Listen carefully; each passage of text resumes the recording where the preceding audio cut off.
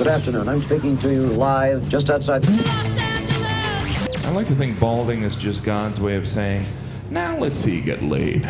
Is it true that if you don't use it, you lose it? What I'd really like to do is put the greatness of this man in perspective. The hair loss community has a lot to be thankful for, having you as a spokesperson. You mean you just call this guy up? About life and about reality. And now, America's #1 reality radio show for men. Live from Los Angeles, it's Spencer Kobren's The Bald Truth.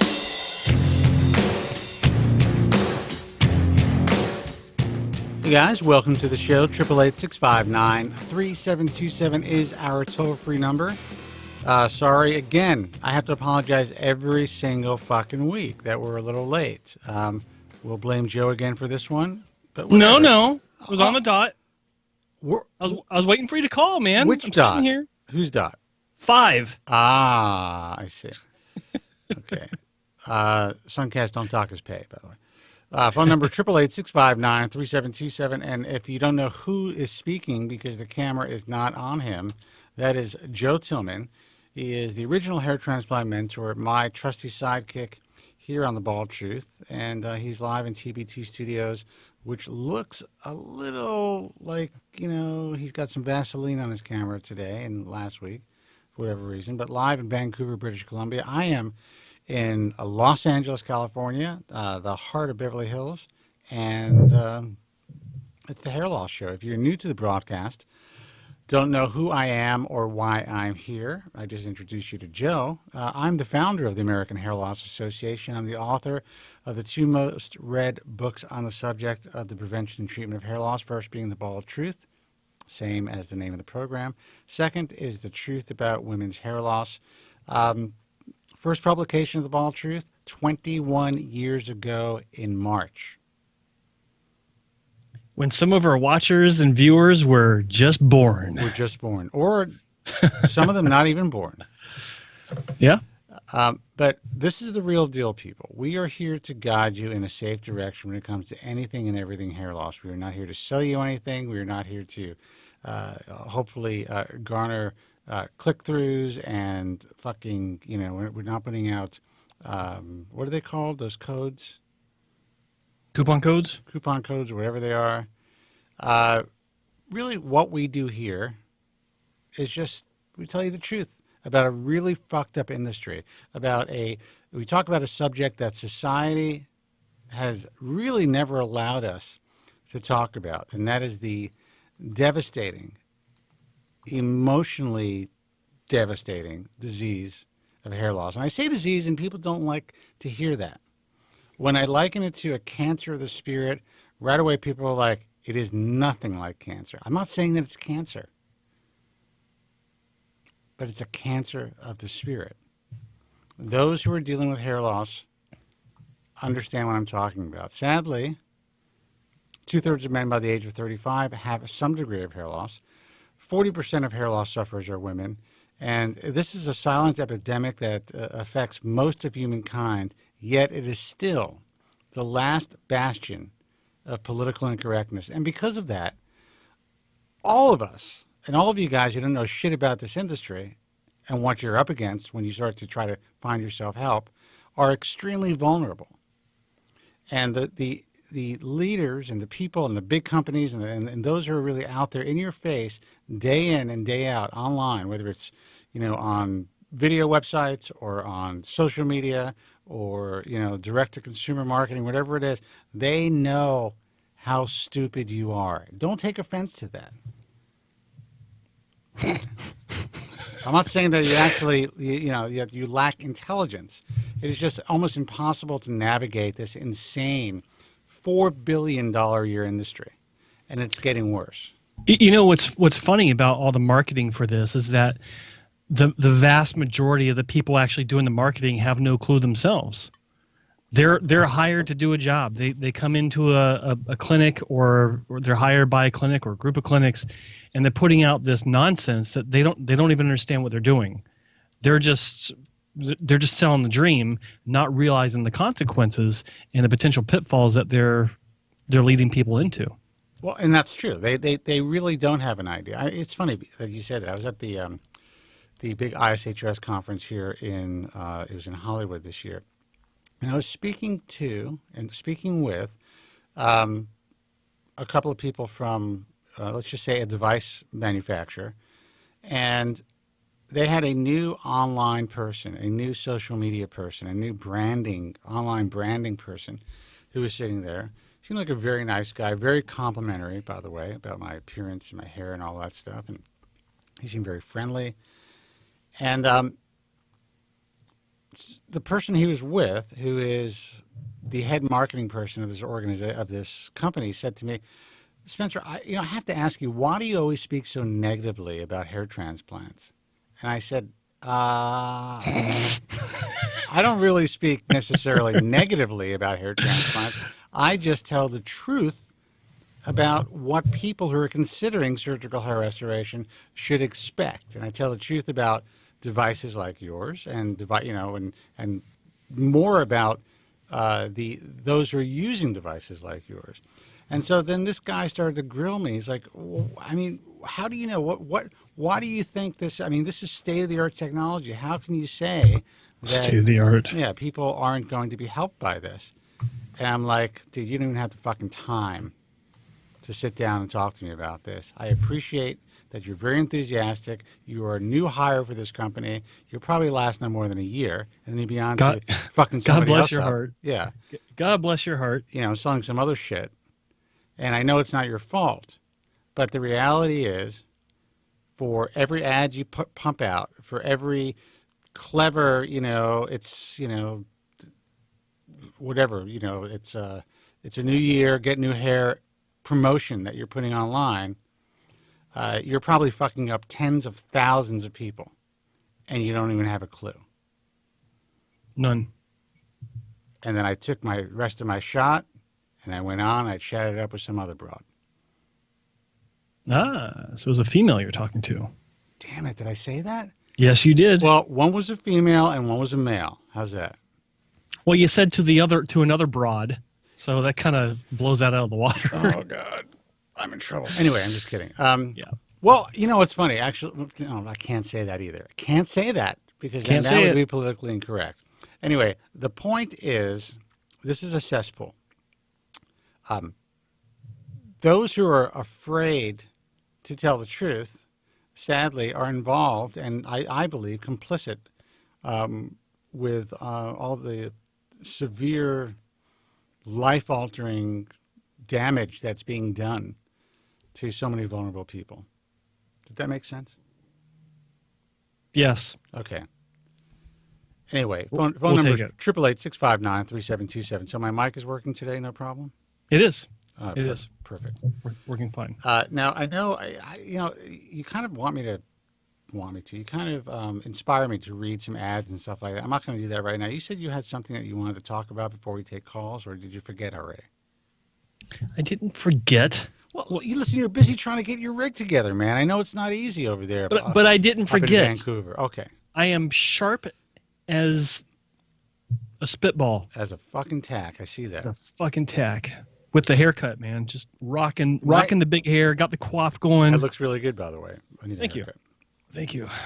My girl came through for me. Propecia. After the last show, there was someone in the comments section that decided to,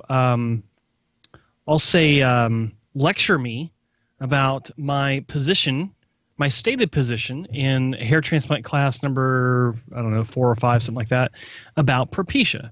And he had this position, or he had an issue with my position and misinterpreted my position, where I'm saying that if you are going to be considering these medications, you really need to consider the reality of these medications and not be swayed by people that have no experience with it themselves. The problem with Propecia and a lot of things out there, not just this particular medication, but in life, you got people that repeat sound bites. They hear something bad and they turn around and they repeat it 10 times.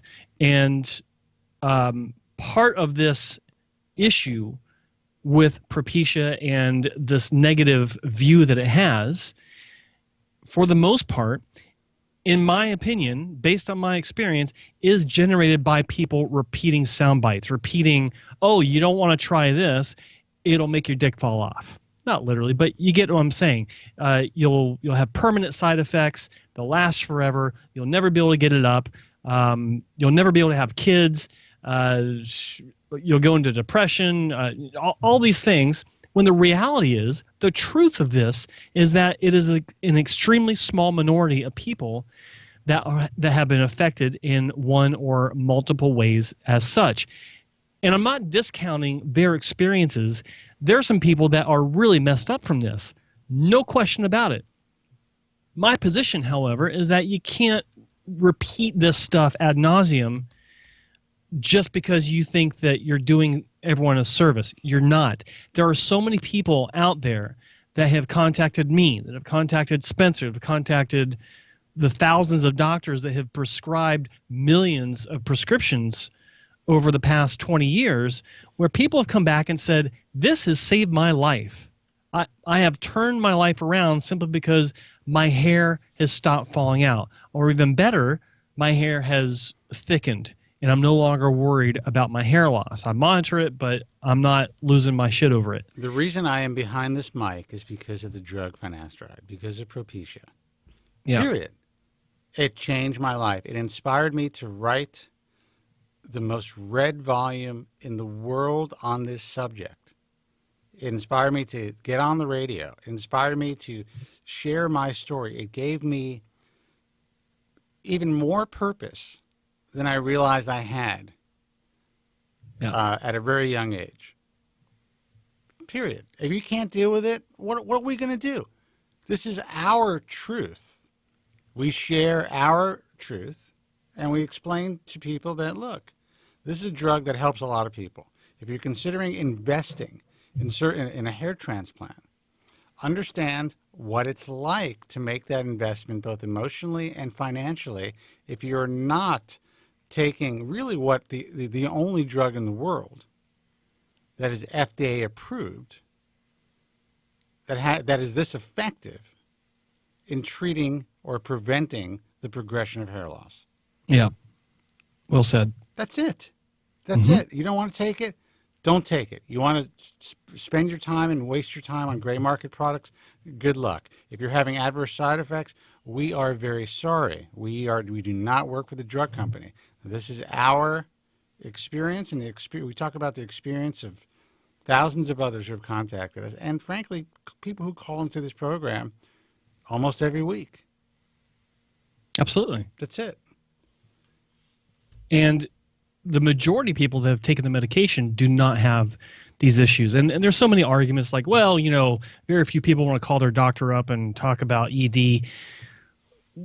Maybe, but that's the person they're going to talk to about it. Makes sense? Listen, I think so. Whether they want, and that's also just like, okay, even if that's true, how do you know that's true? That's a possibility. But where is the data showing that this percentage of guys who are suffering from ED or any other adverse side effects from finasteride have not taken the time to call their doctor? They don't exist. Not to mention, a lot of people that are reporting these problems also happen to have been either before, during, or after taking the medication on some sort of antidepressant that has the exact same side effects in that department. We could go on forever. I mean, there's so much anecdotal evidence that points to, you know, potential outlying issues that can contribute to these problems. I just don't think it's fair to always point to Propecia or finasteride in general. And back to the original reason for going on this rant, I don't think it's fair to repeat these things that you're hearing about as if it's the gospel, as if it's the actual truth, because you don't know. I mean, some of the studies out there that are really damning are actually not even studies. Like the one that really grabbed my attention. There are no studies. They're surveys. Well, that's the thing. See, God damn it, you took my thunder. Yeah. George Washington University? Yes. In Missouri? Yeah.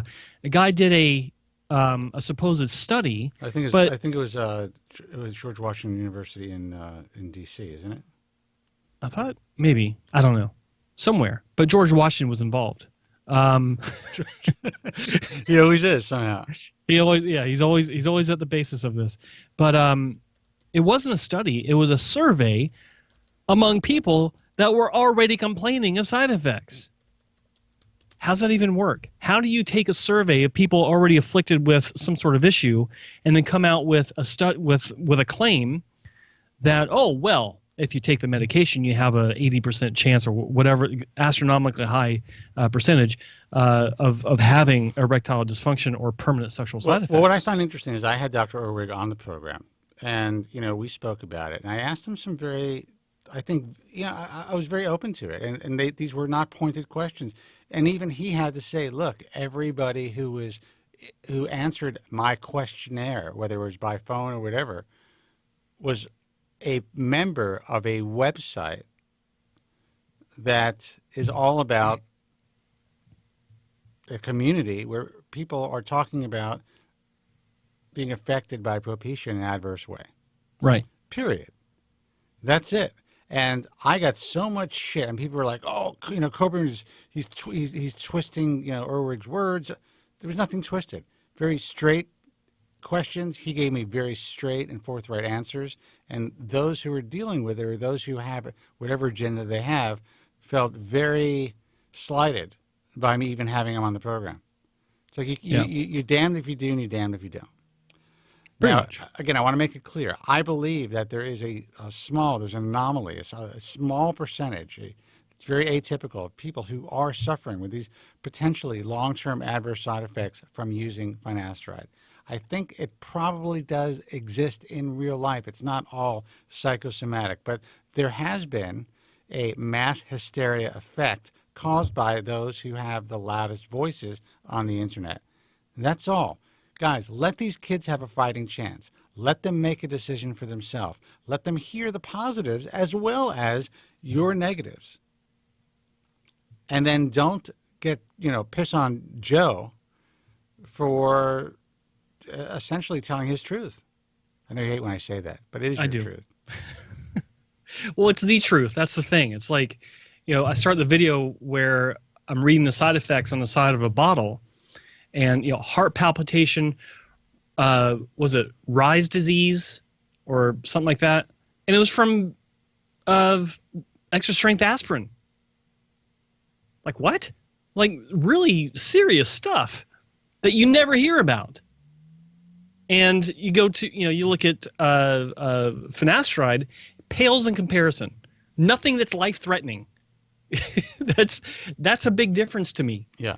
I'm not crazy about taking something that might cause my heart to explode. Yeah. And I have to tell you, I'm a fan. I am not crazy about having to take this drug for the last over 2 decades. I don't know what the fuck it's going to do to me. Am I going to eventually have some sort of weird form of cancer or just or get some sort of illness and then think to myself, did I do this to myself? Listen, we all make choices in this world. And do I think that's going to happen? It's probably not, but you never know. So no, I don't love having to take a drug for the rest of my life in order to keep my hair. I made the choice to do that because when I started to use it, I was young and it worked for me. Yep. That's it. Without any side effects that I'm aware of, or at least any side effects that affect my life. Yeah, can I shoot ropes like I did before I started taking it? No. But I'm not going into the porn industry. That's it. That's the only change in my life. My favorite, shooting ropes. That I'm aware of. Anyway, guys, phone number is 888-659-3727. This is the Hair Loss Show. We are live. And guys, do me a favor. Basically just started to post on Instagram at Spencer Kobren, SpencerKobren. Go to my Instagram, follow me, and like my shit on there. It's important. It helps a lot of people. And we want to get this information out to as many vulnerable hair loss sufferers and people who are really considering having hair transplant surgery from some really bad people out there. We want them to get this information. So do me a favor, follow me, like me, regram. You have permission to regram my stuff. Just give me attribution. Get it out there. I really appreciate that. Let's take a phone call. Hey, man, you're on the air. Who's this and where are you calling from? It's Morty from South Florida. How are you doing? Morty, welcome, man. Morty! Listen, I'm really sorry. I somehow affected your sensibilities last week, and, it wasn't my intention. No, I get it, Spence, and I accept your apology. I wanted to call because you'd asked to call on Friday, and Friday I was just busy, so I didn't get a chance to, so I figured I'd give you a call now to tell you personally that I accept your apology. I want to say, though, a few important things, and one of the reasons why I love your show. I'm going to let you finish. I'm sorry, but that's okay. Do you really think I'm apologizing? I'm just kidding, Morty. I can't help myself. I can't help fucking with you. Okay, go ahead. We can laugh about it. It's fine. Yeah. Here's the point, and one of the reasons why I love this show is because it's a show where we all kind of wear our heart on our sleeves, and we talk about the things in life that bother us. I mean, the hair being the obvious one, but again, I mean, when we think about, at least when I think about this situation, I look in the mirror and I look at, and I look at how I look, and it pains the self-esteem. It hurts to look in the mirror and think to yourself, you know what, I really wish I looked better. And then, you combine that with other aspects of what's been going on in my life, not having a woman in my life. You're very lucky. Both you and Joe are very lucky to have, in your case, Commonwealth, and in Joe's case, he's got his wife. And, the reason that I think a lot of guys feel let me just let you know, surgery or anything like that. Let me just finish, guys, please. It's really important to me anyway. You want to feel good about yourself, and that's one of the biggest traps when it comes to a lot of these hair doctors. And one of the reasons that you guys do such a great service is to let guys know, hey, you know what, we understand what you're going through because we've been through it ourselves. We don't necessarily like exactly what we look like in the mirror either, and we have to do things in order to make ourselves feel good. And we don't want you to make the mistakes of going to get a bad hair transplant or going to get some horrible plastic surgery. And that's why I love you guys, man. Anyway, that's all I wanted to say. Well, I appreciate it. But what does that have to do with me telling you to go get a hooker? Well, because it's very well. I'll tell you why. Because you know what, man. I'll be honest with you. There have been times that I've had to pay for it, and I got to tell you, it doesn't feel very good. Especially after the fact. Well, I'm going to be honest. That's a you thing. I love you, Morty, but that's a you thing because you don't have to pay for sex. You're paying so they leave. Period. Bingo. Sex is easy to get. You can go on Tinder. Mm-hmm. You can swipe 20 times. You may not connect with the person, but you will eventually have sex with somebody. If you want to have sex for free, as you put it, go out there and you can do it. It doesn't. It's never free though. That's just it. The point is, it's a lot more free. And again, I am I guess I'm a. I don't know. I don't want to say I'm not necessarily. I'm liberal when it comes to this stuff. Yeah.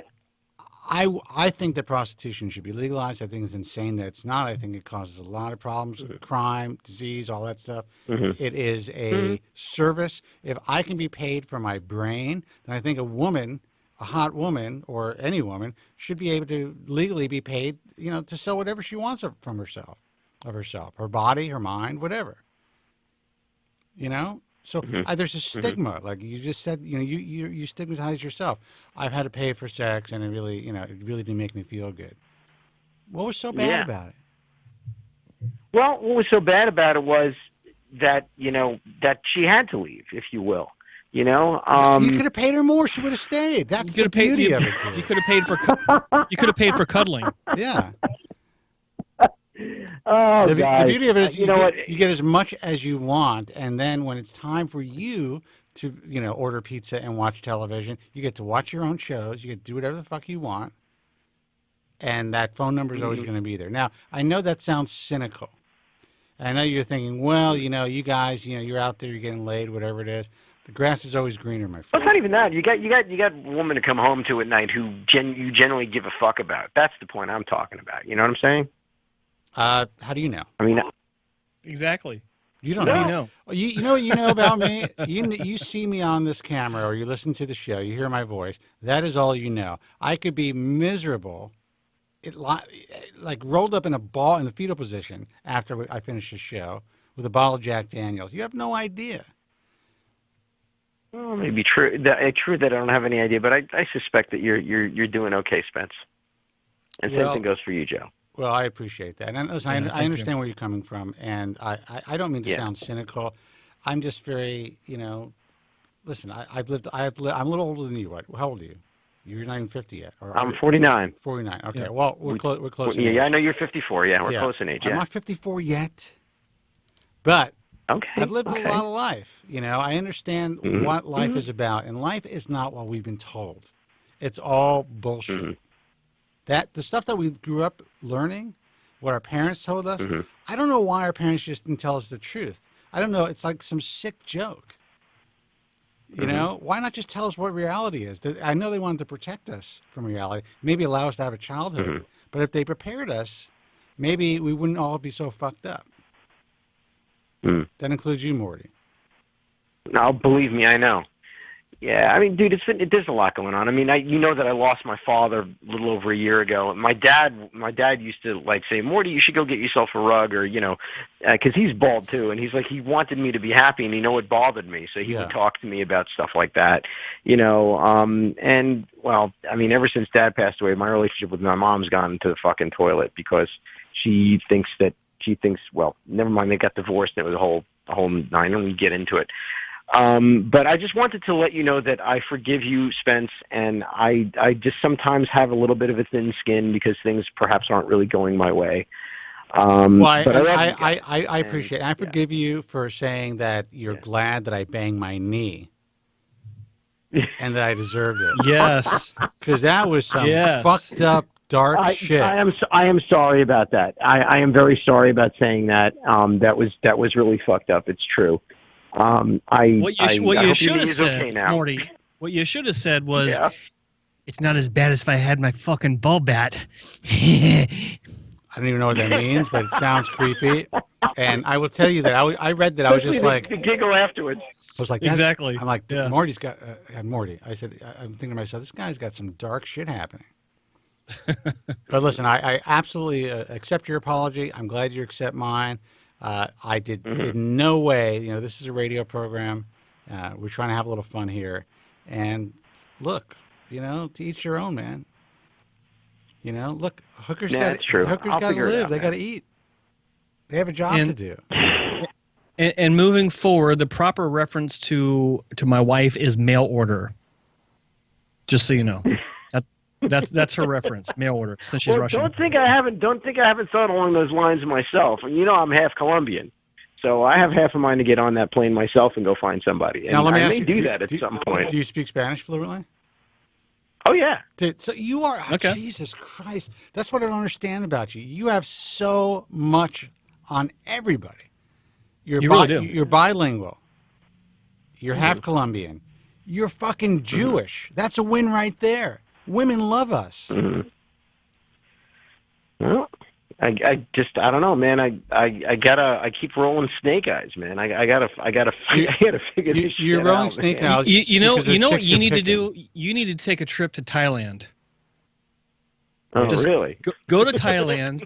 I know a few guys that go there every year, and they'll spend like 6 weeks there. And and meeting women. In fact, I know one guy, an old friend of mine in San Francisco. He went there and got married. So, are you calling? Are you calling Morty a sexual refugee? No, it's not about that. No, it's not. In all seriousness, it's not about that. People go there for that, yeah. But there's some really. I'll tell you about Thai people. Some of the nicest people in the world, and beautiful women. And you go over there, Morty, you will be treated like a king. Seriously. Yeah. I need to do a little more traveling. I mean, I've done some, but Thailand I've never been to. I've been to Europe, obviously. I've been to South America a number of times. Did you speak Spanish fluently? Go down to Costa Rica and fucking enjoy yourself. I'm putting him on the list there, too. Yeah. I got a buddy of mine who I went to high school with who's down there. That's actually not a bad idea. I need to take some fucking time off. I promise you, if you don't listen to me, you're going to be in your deathbed in 50 years, whenever. You're going to be like, why the fuck didn't I listen to Kobren? No, you don't want those regrets. Every week, I listen to you every single time, man. You know, you listen to the program, but you take some hair advice, and that's great. But you ask us for life advice. I'm giving you advice. I'm telling you, life is short. There could be a time when you don't have the option to go to a prostitute anymore. Think about that. Oh, I know. That could be taken off the table tomorrow. Get into a car accident. Why didn't I go see a hooker last night when I wanted to? There is that, Morty. Well, I can't now because I got to listen to the radio show. Are you the guy on the show? No, and again, I only advocate legal prostitution. Mm-hmm. So I don't advocate you breaking the law. Okay, no, I get it. All right, man. Listen, I don't want you to get in trouble either, Spencer. I appreciate. I can say whatever the fuck I want. I'm not selling it. You know, this is true. And but listen, I appreciate you calling the program, and I'm glad that you were able to clear the air. And listen, we love having you as a fan and as a friend of the show. Absolutely. Yeah, well, I love talking to you guys. I love hearing from you guys, and I will keep on listening. All right, man. You take care. Thanks for calling. All right, man. All right, take care. No problem. Take care. All right. I gotta block that guy's number. See, Morty. I'm joking. I swear to God, I'm trying to be funny. Can you be serious for just a few minutes? You know what? What's the point, really? The guy was pouring his heart out. My entire life is talking about a really serious subject. I deal with people who are depressed day in and day out. Today I had 2 phone calls from one guy who, by the way, went to a Canadian doctor who I think we all know, and another guy that went to a doctor in New York. And the reason I took these is because, surprise, surprise, I'm doing more undercover stuff, guys, that you're going to see on Instagram and on our other resources. And I know a lot of people want to hear from patients who have been really fucked up. These guys have been really fucked up. And we're talking about in the last 6 months. Not to the point where, you got to wait and see how things grow out. They are visibly fucked up now. It's like you already know. Yeah. Like there's no hiding it. You can't hide it. So I deal with guys who are on the ledge all the time. Do I talk to them like I'm speaking to Morty right now? Of course not. But, that part of my enjoyment in life is doing this show. So I want to have a little fun. Aw, that's nice. Guys, phone number 888-659-3727. This is our live broadcast. So if we don't receive phone calls, which currently we are not, there were 2 people on hold when Morty was on the phone who hung up. Call back. We'll take your calls now. If the phones don't light up in a few seconds, we call it a day. Turn this into a podcast. I go out and I just, create video on demand content. It's a lot easier. But if you would like to speak to us, if you'd like to speak to Joe Tillman, call us. Call us now, 888-659-3727. We are here to answer any of your hair loss questions. If you have surgery scheduled for tomorrow, and you've paid the deposit, you've taken 2 weeks off of work, you are ready to sit in that chair, but you're still not sure, call us, and we'll give you our advice. And frankly, if we think that you made the wrong choice, don't worry about that fucking deposit. That would be the best money ever spent not to have surgery and have your fucking head cut open and your life destroyed. Had a guy contact me on Reddit yesterday. We're starting to get more attention on Reddit, and he canceled his flight, and he made the mistake of going through one of those discount joints where if you cancel, you don't get your money back. Yeah, that's a bad move, man. It's a bad move. Little tip, guys, if you're flying to go get your hair transplant done, don't go for the cheapest ticket where there is no refund option, because if you decide that you don't like this guy or the clinic that you're going to and you change your mind, you just lost your $500 or $1,500, however much you just spent. Well, you can't go through any of these third-party websites to buy tickets or reserve hotels. I think that's I always think that's a really bad idea. I go to the source. Yeah, you got to go to the source. And most airlines, even if it's a non-refundable ticket, will give you 1 year to exchange that ticket. Now, it may cost you more at a certain point. It may cost you a couple $100, whatever it is, but you'll still be able to utilize that ticket for at least a year. Yep. So even the cheaper rates, non-refundable, you go direct to the source. I personally, you got to go through American Express. You know, if you have one, if you get yourself a green American Express card, start at the bottom. And I think there's even travel services for for the green card, good travel service. But at the very least, you are protected by them for everything. Yeah, I love American. They take care of it. I love American Express. Let's see who this is. Hey, you're on the air. Who's this, and where are you calling from? My name is Cade, and I am from California. Hey, man, you sound like you're trying to sound like an adult. What's happening, dude? Hey, you're on the air. Hello? Who's this, and where are you calling from? Hey, man. Can you hear me? Yes. Yes. Hey, my name is Daniel. I'm calling from North Dakota. Hey, Adam. You said Adam, right? Daniel. Daniel.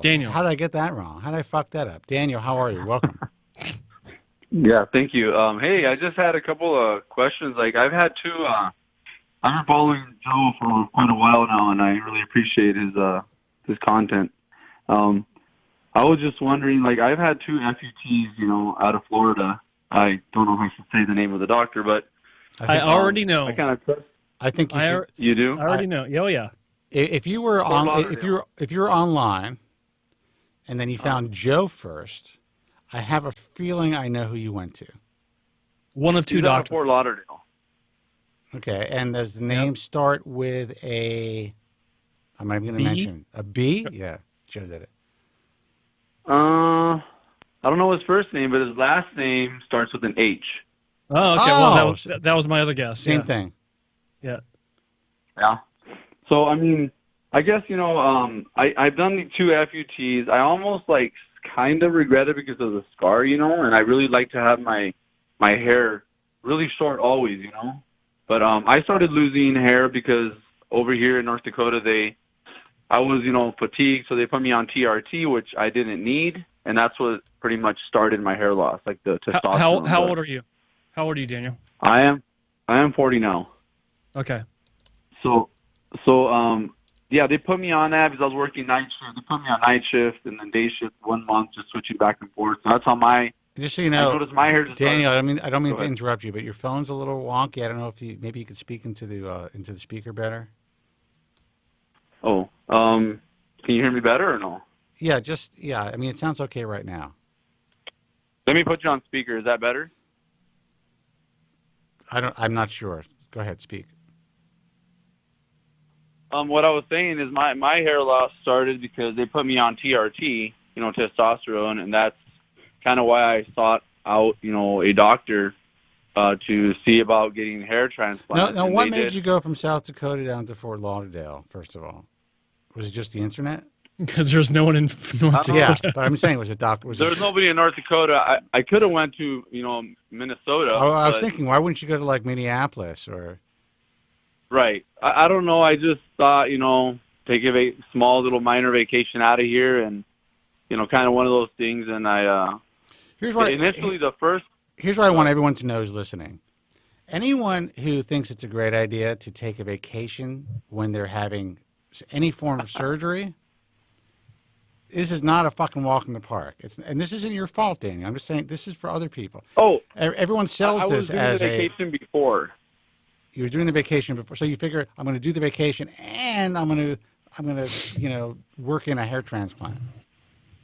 Yeah, just I would take. Well, the thing is, over here there's nothing. So any 3-4 days you can get in Florida, in the freezing cold, and that's fine. And then do the other, another day of that, and then take a couple of days over there and rest while you just had the surgery. That was kind of my, and I did it twice. And it worked out fine. It was all I didn't have a big deal. It wasn't a big deal with the surgery. It's more to me that my concern is they say that the hair doesn't fall out, and that may be true, but they were also told me that, every time you do it, it's like 30%, of your hair kind of comes back. They put back 30%. So if somebody's bald, I guess, you do it 4 times, you got 90% of your hair. That's what my understanding is. Well, is that correct? You're totally misunderstood, or you were misled. So I don't even know what that Misled. means. First of all, just so you know, and I'm sure you're aware of this now, hair transplant surgery really just involves moving DHT-resistant hair from the donor region to the balding area. So you're not creating new hair. So you cannot create 100% density without taking 100% density from your donor area. It doesn't. So I don't even understand the logic there. Do you know what I'm saying? I guess what they were saying, what they told, I understand. What they say is like, you kind of get 30% of density one time, 30% the next time, 30%. I mean, the more you do it, obviously you get more hair. Oh, so they're just talking about density in a given area. So the first pass, you could expect 30% of the density that you want. Is that what they're claiming? Correct. Okay. Correct. Joe, I'm going to let you handle this because you have been in that chair when people have walked through your door after dealing with shit like this, and you've had to counsel them directly. And I know, please be nice though. Okay. Jesus. All right. Okay. All right, Daniel. So you had 2 surgeries, and you're told you get a certain percentage of density. Are you at that percentage of density, or does it look like you're done? No, it doesn't look like I'm done. Like in the front area, where my temples are going in a little bit, those look pretty done. It's just like the crown, is where I feel like if I had a good doctor that could do it, right. I shouldn't say right, And the thing about it was too is I went with the doctor that he was training, so I kind of did it, with that guy first, and then I actually did it with him, and with him, he actually did a way better job. You know what I mean? Like the actual doctor. And I feel like I should have just went with him both times, and that would have had a better result. And I just feel like I have a question. Was the person he was training, was he an actual physician as well? Was she, or was it an assistant? He was he was an actual physician as well, but he was like he had been trained, and so he hadn't had that many under his belt. But the other guy overlooked him though, so he went in and did make sure everything was done, to his satisfaction as well. So they kind of both did it, but it was mainly the one that got trained. All right. So your first time, what you said that the second procedure is better. What was your first procedure like? I'm just trying to get a good picture painted here so I can get an idea how to better advise you.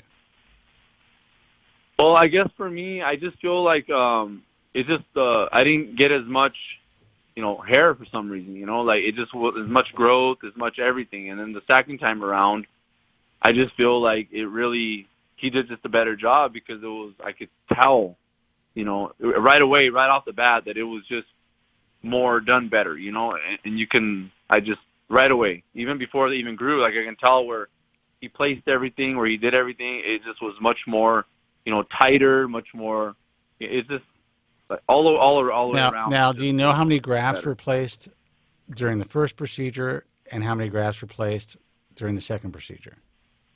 I honestly, I'm going to say the 3,000 mark sounds kind of right where I was. 3,200. But they don't quantify their work with the number of grafts. They quantify it with the number of hairs. So if you got 3,000 hairs, you're looking at probably 1,400 grafts. Maybe. No, it was actually it was actually more upper, like the hairs was more like in the 6,000 or something like that. I can't remember. It was a much higher number, but the grafts was a lot lower because they were either singles, doubles, or triples, or whatever that they. Well, let me ask you this: what was your hair loss pattern classified as? Were you bald? Were you just receded? Was it? And by the way, for the physicians who are listening to this, if you can't make money in this fucking business, there's something wrong with you guys. Yeah. Listen to this guy. Now, I love you, man. You are really you are the typical consumer of this product. You're a guy that goes in there, you listen to what the doctor says, you did some research, but not enough to fully understand what you got into before you had surgery. And while you think that, while you're saying that you're pretty happy, you're not completely satisfied. That's pretty common. It's very common. Yeah. But so where were you? Like, were you did he give you a number? Do you say that you're a Norwood 5 or Norwood 3? Did he tell you anything like that? I've seen your videos, and I would never heard none of that. But all I can tell you is the main part that was receding for me was like in the temples, and in the crown. That was about it. Okay, so maybe a 3V, maybe a 4V. Okay, so probably a 3V. So. So you had your first procedure. It was just done in the front, yes? Or did you have some in the back as well? No, in the back and in the front.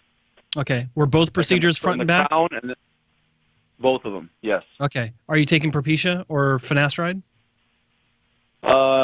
See, that's the thing. I know I was just hearing you guys while I was on the treadmill about all the Propecia and all that stuff. I'm very sensitive to all this stuff.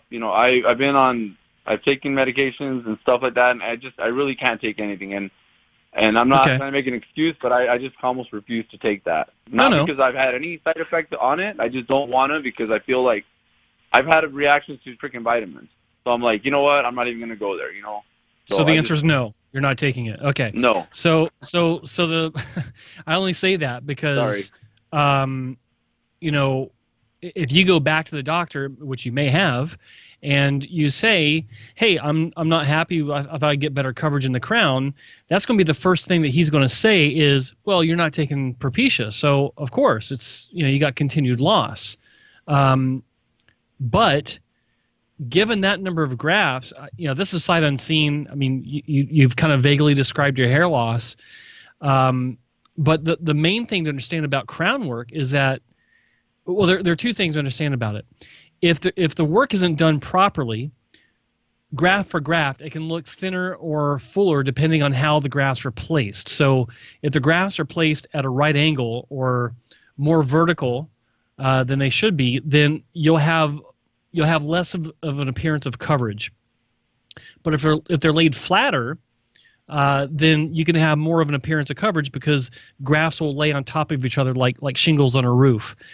The other issue, however, is that the grafts or the area itself, by the way that it's created naturally, and that you have to recreate it naturally, it's more difficult to get the same appearance of coverage in the crown with the same number of grafts that you're using in any other area of the scalp. And it's because of the rotation pattern that needs to be recreated. There are doctors that don't bother recreating the whirl pattern, as it's called, and they'll get better coverage, but it's not a natural appearance. You can't style the hair the way that you normally would. But in your case, I don't know how he rebuilt the crown. I don't know how he attempted to, I should say.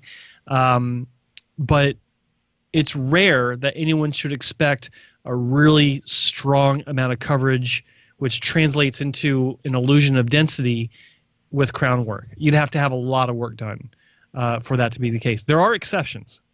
But again, this is just a general description of your issue simply because I haven't seen befores, I haven't seen afters, so it's sight unseen. So it's just a general issue. Right. Yeah, I mean, I don't know. I feel like I need in the front, it needs a little bit, a touch up. It's not even, and I guess you would say I have quite a bit of hair, still, and I guess my thought is like, if it's gonna, I just don't want to be on, like, he also told me about a laser cap and then the Propecia, and then there was something else I can't remember. Oh, yeah, Rogaine, which gives me headaches like no other. So I don't do any of those, and I'm like, he says, well, you can do 30, you're going to get 30%, kind of coverage every time you do it. Well, then I'll just do it 3 times, and then I don't have to take nothing, Did you consider maybe stopping the TRT therapy since you're saying that you believe that this is what started your hair loss? I stopped that a long time ago, a long time ago. Okay. I didn't need it. It was the vitamin D. I was low on vitamin D, and they gave me TRT. That's just North Dakota for you. So they did a big mistake there, but I haven't been doing that for like the past 2 years, 2, 3, 4 years now. Okay, now as far as the progression of your hair, your naturally occurring hair, I mean, you're noticing that your hair loss is progressing? No, I don't notice that my hair is falling out like it was anymore. I mean, I'll get a hair, 5 hairs a day or something. I'll notice maybe, that just comes out when I take a shower or stuff like that. When you look at yourself in the mirror right now, besides wanting more, do you feel that you have a relatively full-looking head of hair, and do you feel comfortable about, when you comb your hair and style it and go out? I do, except for like one side of my temple and a little bit on the crown. That's about it. But I mean, if you weren't staring at it, looking at the deficiencies that you see, do you think that the average person would think that you had an issue with your hair? And do you think, here's another question, do you think you'd be able to style it more appropriately for the way you want to look if you had more hair? Or is the style okay right now? Do you know what I'm saying? No, yeah, no, I know. If I had a little bit of more hair, then it would be perfect.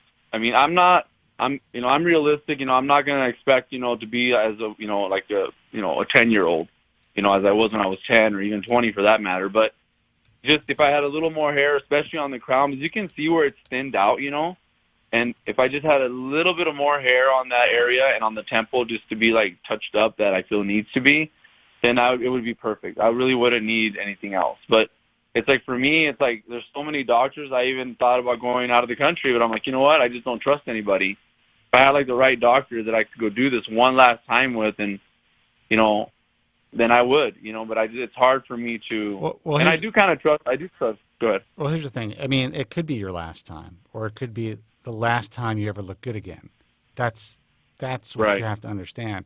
You have somehow lucked out after 2 surgeries, and you feel like, while things weren't perfect, that you had pretty good results. You're unhappy having a strip scar. That's a common thing.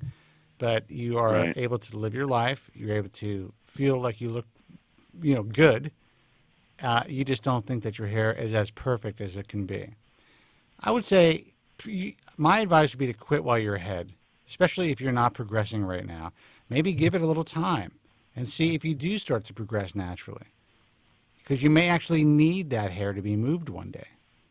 And right now you don't. You're trying to create a perfect head of hair for yourself when you actually may, at one point, need that finite amount of hair that you have left to be moved. Does that make sense? Yeah. Have you consulted with the doctor? Have you talked to him after both surgeries, saying that you're unhappy? I thought I heard you say something about he was recommending laser or something like that. Oh no, he recommended like a laser cap. I told him the first time that I was unhappy with the first one, and it was his that trainer, the guy he had trained in, which is he hadn't had that many procedures under his belt as of yet. But I told him I was unhappy, and I told him, and he told me he would take care of me. And the second time around, I feel like he did a really good job. And this time I talked to him again, which was my year anniversary was in March, I should say. So I talked to him like about 3 weeks ago, and he said to wait until March and see. And he said because if you're doing the crown over, he says that he feels like you would damage more than he would put in, because I don't have like a whole lot of hair loss. It's thinned out there, but he said just to wait. He just recommended to wait pretty much. And he did say like that I'm not taking anything, so I'm going to lose a little more hair, and that's going to be normal, Well, there's also the potential, based on what you just said, that there wasn't he didn't want to damage any hair because there wasn't much loss to begin with. There's also the chance that maybe some of the growth that you had replaced some of the hair that was damaged from the procedure due to shock loss, because there are many doctors that can't go in between the existing hairs without causing enough shock loss that creates a visible deficit from the procedure. So sometimes you'll have a crown or any place on the scalp where a doctor will go in and try to thicken it, but they cause more damage than good, and the new grafts that grow in are simply replacing a lot of the hair that was damaged and fell out. So there's really no net gain whatsoever. It's just kind of like, swapping out old hair for new hair, and it's still thin. I've seen that many times. But have you spoken to other hair transplant clinics? Have you sent photos? Have you done online consultations? And I say online consultations because I know there's no one in North Dakota for you, with, some really good doctors that you can find through research. Have you reached out to say, what do you think? What's your opinion? Well, I did talk to a guy in San Francisco. He was an Asian doctor. I can't remember for the life of me his name. Dr. Deep. Dr. Deep, yep. Yeah, that guy. That's his name. Because he's the only Asian doctor in San Francisco. Just kidding. Well, he is probably the only Asian doctor in San Francisco that has a pretty strong YouTube presence. But he didn't say it. Well, I reached out to him, and I was going to do it with him, but I ended up going back to the doctor I went to the first time. Now, did he recommend 1,500 grafts? Just tell me he didn't. No, he didn't. He didn't. Okay. Good. No, he didn't. He actually told me that I didn't need that much, and that he told me it was less, and I'm like, well, me being me, I want more, not less, but yeah, he did tell me I didn't need that much, and it's better to not waste them. And he was like all, just trying to no, you don't need that much. You just do this much, and this is all you need, and then you'll be fine. And, kind of like so that. Here, your original doctor said you should wait, and it's probably not good to get any work done. The second doctor that you had a second consult with told you really don't need that much, which can be code for, I probably shouldn't work on this guy, but I will because I can make a few bucks. And that's just my interpretation. I think Dr. Deep is a very honest guy. I'm just saying that, there are guys out there who will say, well, he's going to go someplace else anyway, so I might as well do a little work on him so that he's happy. And even though he's probably not even a candidate at this point, based on everything you're saying to me, I haven't even seen your pictures. I would not have another hair transplant. You were going to throw that money away and that time and your precious grafts away on your crown. That is such a bad idea. That hair may be needed for your hairline one day, and then it's gone forever, dude. That's it. And the crown is a black hole. And Joe is absolutely right. The damage that was probably caused during your initial procedures has not necessarily put you in a visible deficit, but there's really been no significant net gain from the procedure. Yeah. Mm-hmm. So I would say you still have a lot of donor hair, save it. How's a donor scar? Assuming there's just one, or are there two scars? Well, what he did, because I didn't want two scars I didn't want two scars to begin with, but he went down a little bit on the back only. So I have two in the back, and there's only one when it comes to the side, Yeah. All right, dude.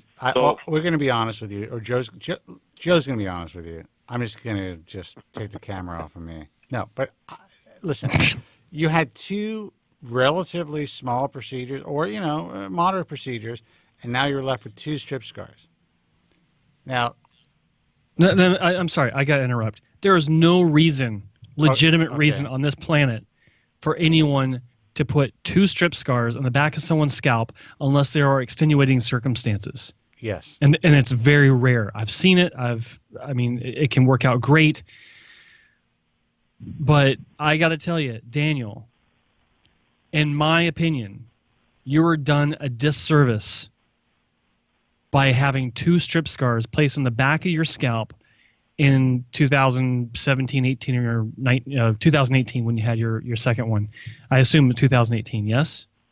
Yes, last year in March. Yeah. So I'm sorry to say that to you, but at the same time, you got to know the truth. There's no reason for that. No legitimate reason. You're going to say? And I didn't like that idea, but apparently that was a better way to get more grafts, for mine. No. But maybe in his hands. I don't like it. And that's kind of my thing too. I would like to go to a doctor and remove the two scars and just have it be one, since it's going to be there anyways, no matter what. But it's just and then maybe do a little bit, in the front where it's needed on the hairline, and whatever, can be done on the top. And I'm not really asking for a lot. It's just that's kind of what I'm looking for, to get rid of that scar.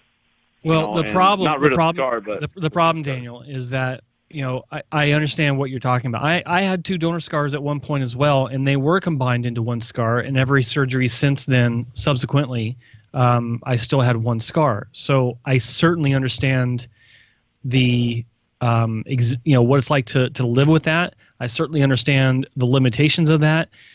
It's more of a not a lot of people do. It was more common back in the 80s, 90s when strip was first getting started, but it sucks. It really does, and I feel for you. I've been there. But at this point, what you just said, maybe getting them combined, maybe doing a little bit more just to put a little bit in the hairline. This is exactly how you can get sucked down the well into a never-ending, just a little bit more on the next one.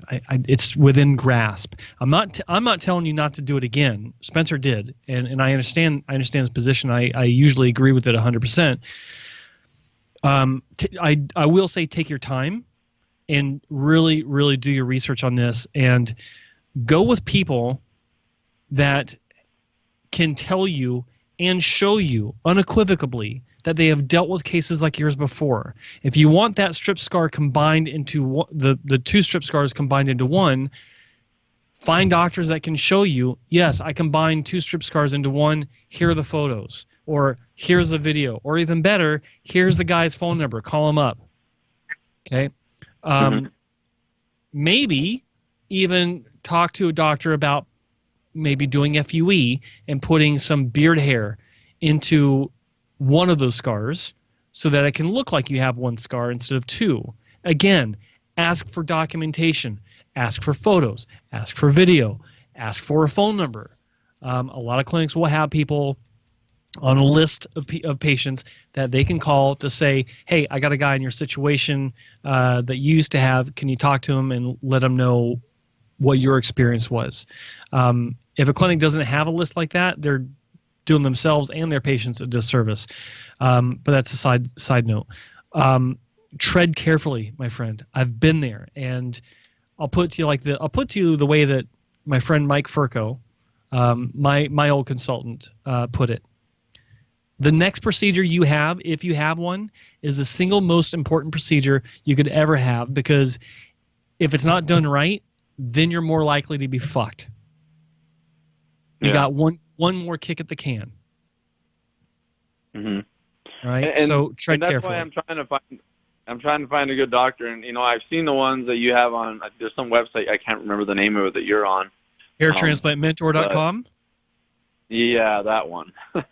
Good man. And I did send some pictures. I did send some pictures recently to a doctor in Vancouver. Is an Asian guy, but that would be Dr. Wong. Yeah, that would be Dr. Wong, and he's the only Asian doctor in Vancouver. Just kidding. He's my doctor. He's the doctor who did my work. So.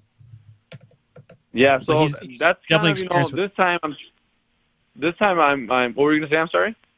He's definitely experienced with your situation, because he did the same on me and many other people. But again, go slow. Even though I've had a great experience with him, as many other people have, go slow. Don't just take what they tell you. They got, I forgot the name of the consultant they have now in the main office, Christopher, I think. No matter what he tells you, stop and ask yourself if it makes sense. With any clinic, you got to stop. You got to take it slow. So, I think that, in fact, if you do talk to them or any other clinic for that matter, I invite you to call the show back and let us know, and we'll help guide you down that path of consideration if you decide that this is something you have to do. I think that the longer you can put it off, if you can live with what you've got now, and you don't feel like you're in someone else's skin and you feel really uncomfortable, then move on in life. Because ultimately, if you can do that, then you win. It's like, okay, it ain't that bad. I can deal with it. At least you look natural, if you look natural, and you can deal with looking thin. That's what Topic is for. That's what Hairton is for. That's what Dermatch is for. Things like that. Yeah. Oh, it's just a little bit, like especially like in the front, where I feel that it looks, you can like see through one side, the other side's more fuller. It's just stuff like that, that bothers me on a daily basis. That can actually be the nature of the placement, not just the number of grafts, because on your left temple it might be more see-through than on your right temple. Is that what you're experiencing? It's the right that you can see more through than the left. Well, sometimes they'll try to angle the hairline direction to one side to where that's an issue. But yeah, it could be any reason why one side's thinner. Who knows? Look, man, we're gonna take some more calls, but I think this is the takeaway. Take your time. You did send your online consultation to a really good guy, Dr. Wong. He can hopefully give you some good advice. Do not rush into anything at this point. And Joe is 100% right. If you choose to have surgery, again, this really is one of the most important surgery you're going to have, especially if you choose to, which I'm sure you're going to, try to combine that scar, depending on how close they are together. I mean, yeah. How close are they? What is the distance between the top scar and the bottom scar, approximately? They're probably less than like maybe 3/4 to an inch away from each other. Okay. All right. So, well, that's actually pretty far away. It could be tight. You could have a problem with that. So that essentially they would have to take a pretty significant piece of tissue out, of donor tissue, and hopefully you'd have enough scalp elasticity, that's a tough one for me, to combine that or to suture that or to staple that into a single scar. With that said, if there's too much tension, you could have stretch back, you could have worse scarring. I mean, there's a lot of nuance to this, and you really have to go to an actual professional this time. Yeah. Wait, did I say that? Yes, you did say that. No, I didn't mean that your doctors aren't doctors, because they are. The two guys you went to are physicians. But, everyone has a different skill set in this industry and in everything in life. And professional does not mean competent. Mic drop. Yeah. Thank you. Well, all I can say is, I can't see your case, and I'm not saying anything against these physicians. I'm sure that they tried their best. Right. On that note, do your due diligence. Keep listening. Call us back anytime if you have more questions. But please do not rush into anything. All right, man? Yeah. Take your time. Sounds good. All right. Good luck. Thank you guys. Appreciate your help. All right. Thanks for calling, Daniel. Okay. Bye-bye. Yep. No. Unbelievable. 2018. What the fuck, man? That pisses me off. Could you tell I was pissed? It's like, I think this guy deserves a hooker. 888-659-3727 is the toll-free number. Let's see who this is. Hey, you're on the air. Who's this, and where are you calling from? Hello? Yes, hello. Hello. Oh, hey, this is Sean from New York. Oh, man, I've been on hold for quite a while. What's up, man? Sean, what's happening, man? Thank you Hello, for holding on. What's going on? No problem. Yeah, I wish that guy, for me, the crown, man, it's like if I could just get transplant to restore my hairline, that's it. Put a topic in the back there for as long as I could. That's where I'd be at. Well, that's why some doctors don't even want to touch the crown, because they know that more times than not their patients are going to come back unhappy with the density. Right, especially that. But it's a bad idea, and I always do look at physicians with a jaundiced eye who would work on a patient who is, if he did give him his full history about going on TRT therapy, not experiencing any hair loss until he was put on TRT, I probably would, and again, I'm not a physician, I probably would have said, listen, let's wait a year, 15 months, let's see what happens. You might actually regrow some of the hair that you lost from being on TRT therapy. At the very least, let's make sure everything is stabilized before we go in there. And I wouldn't touch your crown. So it's unfortunate that this is still happening, and it kills me. I didn't even. I missed the very beginning. It was basically what he had a surgery very recently in 2018. Was that what you were saying? And that it went bad? His second surgery was in 2018. His previous surgery, I believe, was in 2017. Gotcha. Yep. Yeah, you got to do research. It's the most important thing. I've been doing it for years now. I'm coming up on maybe going in for a consultation. But for me, I'm in a position where if I ever go through with it, I know it's unlikely, but I'd like to be one surgery and just restore my hairline and kind of play some tricks and maybe get into the future proofing. But for them, like Joe, I know you're on your YouTube channel. I think you said a lot that it's one surgery is very unrealistic as far as long term anything like that. Yeah, I mean, I think that it does happen. I know people that have had one surgery 15 years ago and they're still holding strong, but hair loss is progressive, and you could have one procedure and move on and lose a lot more hair and not have more surgery, but that means that you're comfortable with yourself and you don't feel the need to address that further loss, which is great. That just means self-acceptance and all that great stuff. And but it's also possible to win the Powerball. And it's also exactly, yeah. So but go ahead. No, I was just going to say it's something that no one should expect from themselves at all. I mean, to expect that one surgery, I'm just going to have the hairline done. I've been on Propecia 5 years, and there's been no progression of my hair loss, so I'm good.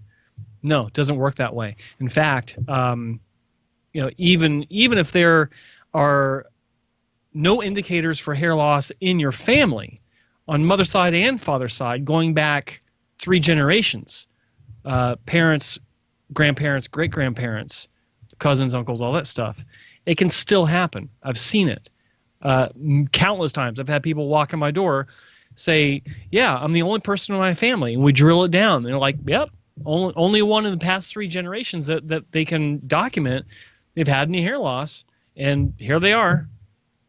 So there is no guarantee. Right. And so one transplant, unlikely.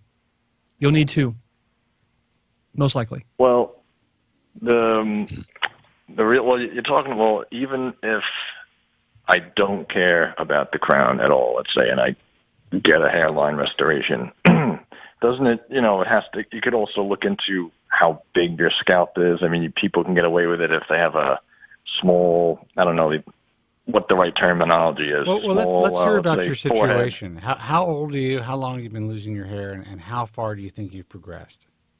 I'm 33, and it's been going on since 2007. So you figure, what was this now? Almost 12 years, and it's bad now. It's at the point where you said you're 33. Yes. Okay. And basically, I can't leave the house anymore without the Dermat shirt topic in. And it's like in the morning, it's like you think I'll be getting ready for the Grammys every morning, going to work. And your case. And let me interrupt you. Your case is one where I would recommend against crown work also, because you're used to the topic, you're used to the concealers, right. And transplants don't.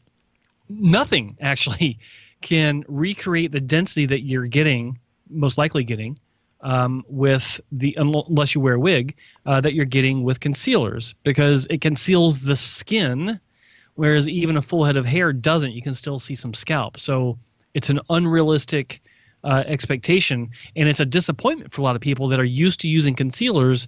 It's like, oh wow, great, finally I can ditch the concealers. They have a procedure. They could go to a top doc and have a healthy number of grafts, perfect recreation of the whorl pattern, and a year later come back and say it's too thin. Why?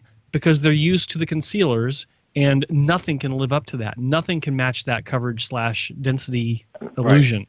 And I absolutely get that. And 10 years ago, I wouldn't have. And when I first started looking into all this stuff, but the density is never ever going to be there, and I get that. I'd be content with getting and this is like drastic to say, but like a half-assed hairline, almost like just something there that could last me, like you were saying earlier, 15 years or whatever it would be. I mean. That you could play around with concealers, and I don't have to. I could get ready in 5 minutes instead of 25 minutes for the next 10, 15 years of my life. Well, what's your hair loss like? Like, how extensive is it? It's I'd say a 3, Nord 3 with the thinning. The crown is is pretty thinned out. There's no like true bald spot going on, but Okay. the temples are serious at this point, and then there's thinning in the front. It's not that perfect hair transplant candidate situation where it's like everything else is thick and you just have the two temples going on. It's like there's thinning in the front. And so I throw the Dermatch in there, and it's just like every day, every time I wash it out, I just look at it. I just can't believe how much worse it's getting, and that's it. You know, I've come a long way as far as when I went through it when it started, but now it's like gotten to the point again where it's starting to bother me. So I would suggest just a general, again, sight unseen.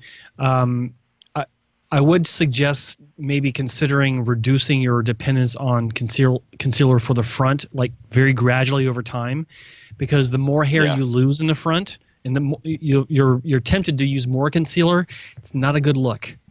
It's not a good look. The hairline area, in my opinion, it's not a good look when people are cramming more and more concealer in there. That's what's really. Now, did we establish whether or not you were taking Propecia? I'm not. No, I am not. I've been using Rogaine for a couple of years now. I think it's done an okay job of keeping the back. Tried, a few other things. It's just never went on Propecia. Now, what was your reasoning? Was your reasoning the same reasoning, just going online, reading all the horror stories? It's part of that pretty much. When I first got into this, 12 years ago now, that was like that. I think so. 2007. That was when it seemed. I don't know. To me, you would know more than me. That started blowing up, and it started that just kind of bothered me. That's exactly when it came in. It was 2006, 2007. Yeah, the first thing I've ever read was on an RX review site 2005, before all reviews for the drug were positive. And then all of a sudden that particular site got a whole bunch of, let's say, Propecia hate. And that then started to direct people to a specific website. And then it was off to the races. So I think it was a small band of very vocal people online that got this ball rolling.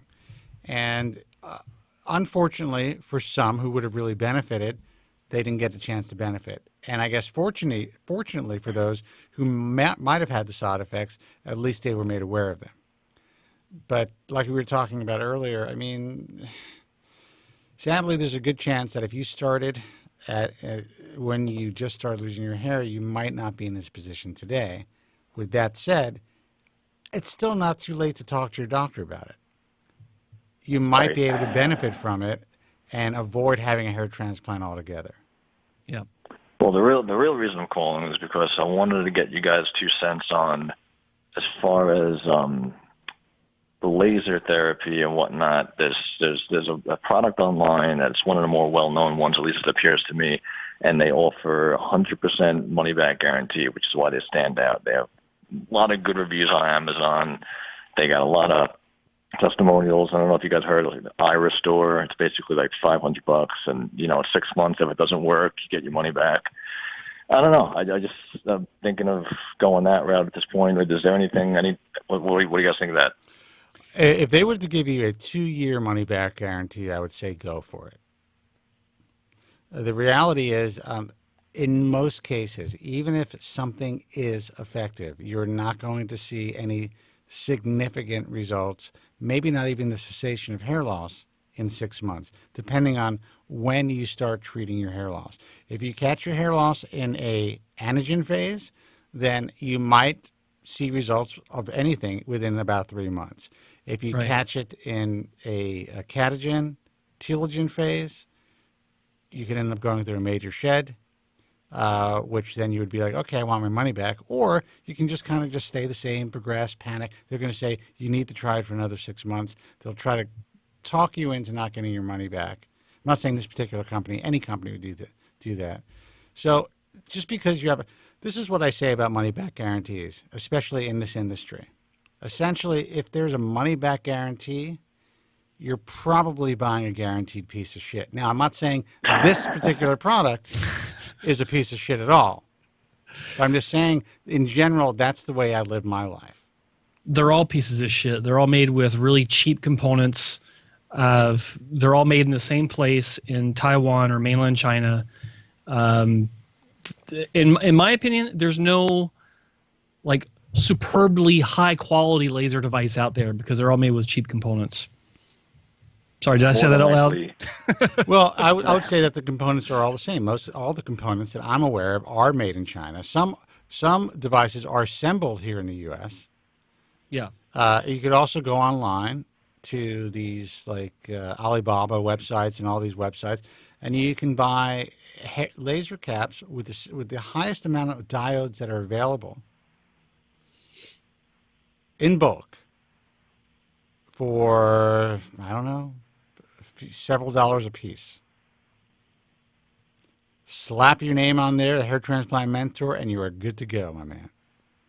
Oh, you saw the prototypes. Yes, good job. So this is the reality of the industry. Look, we know where all the bodies are buried, and I'm not saying there's anything wrong with Iris-Store or that it's any less effective than any other laser product on the market.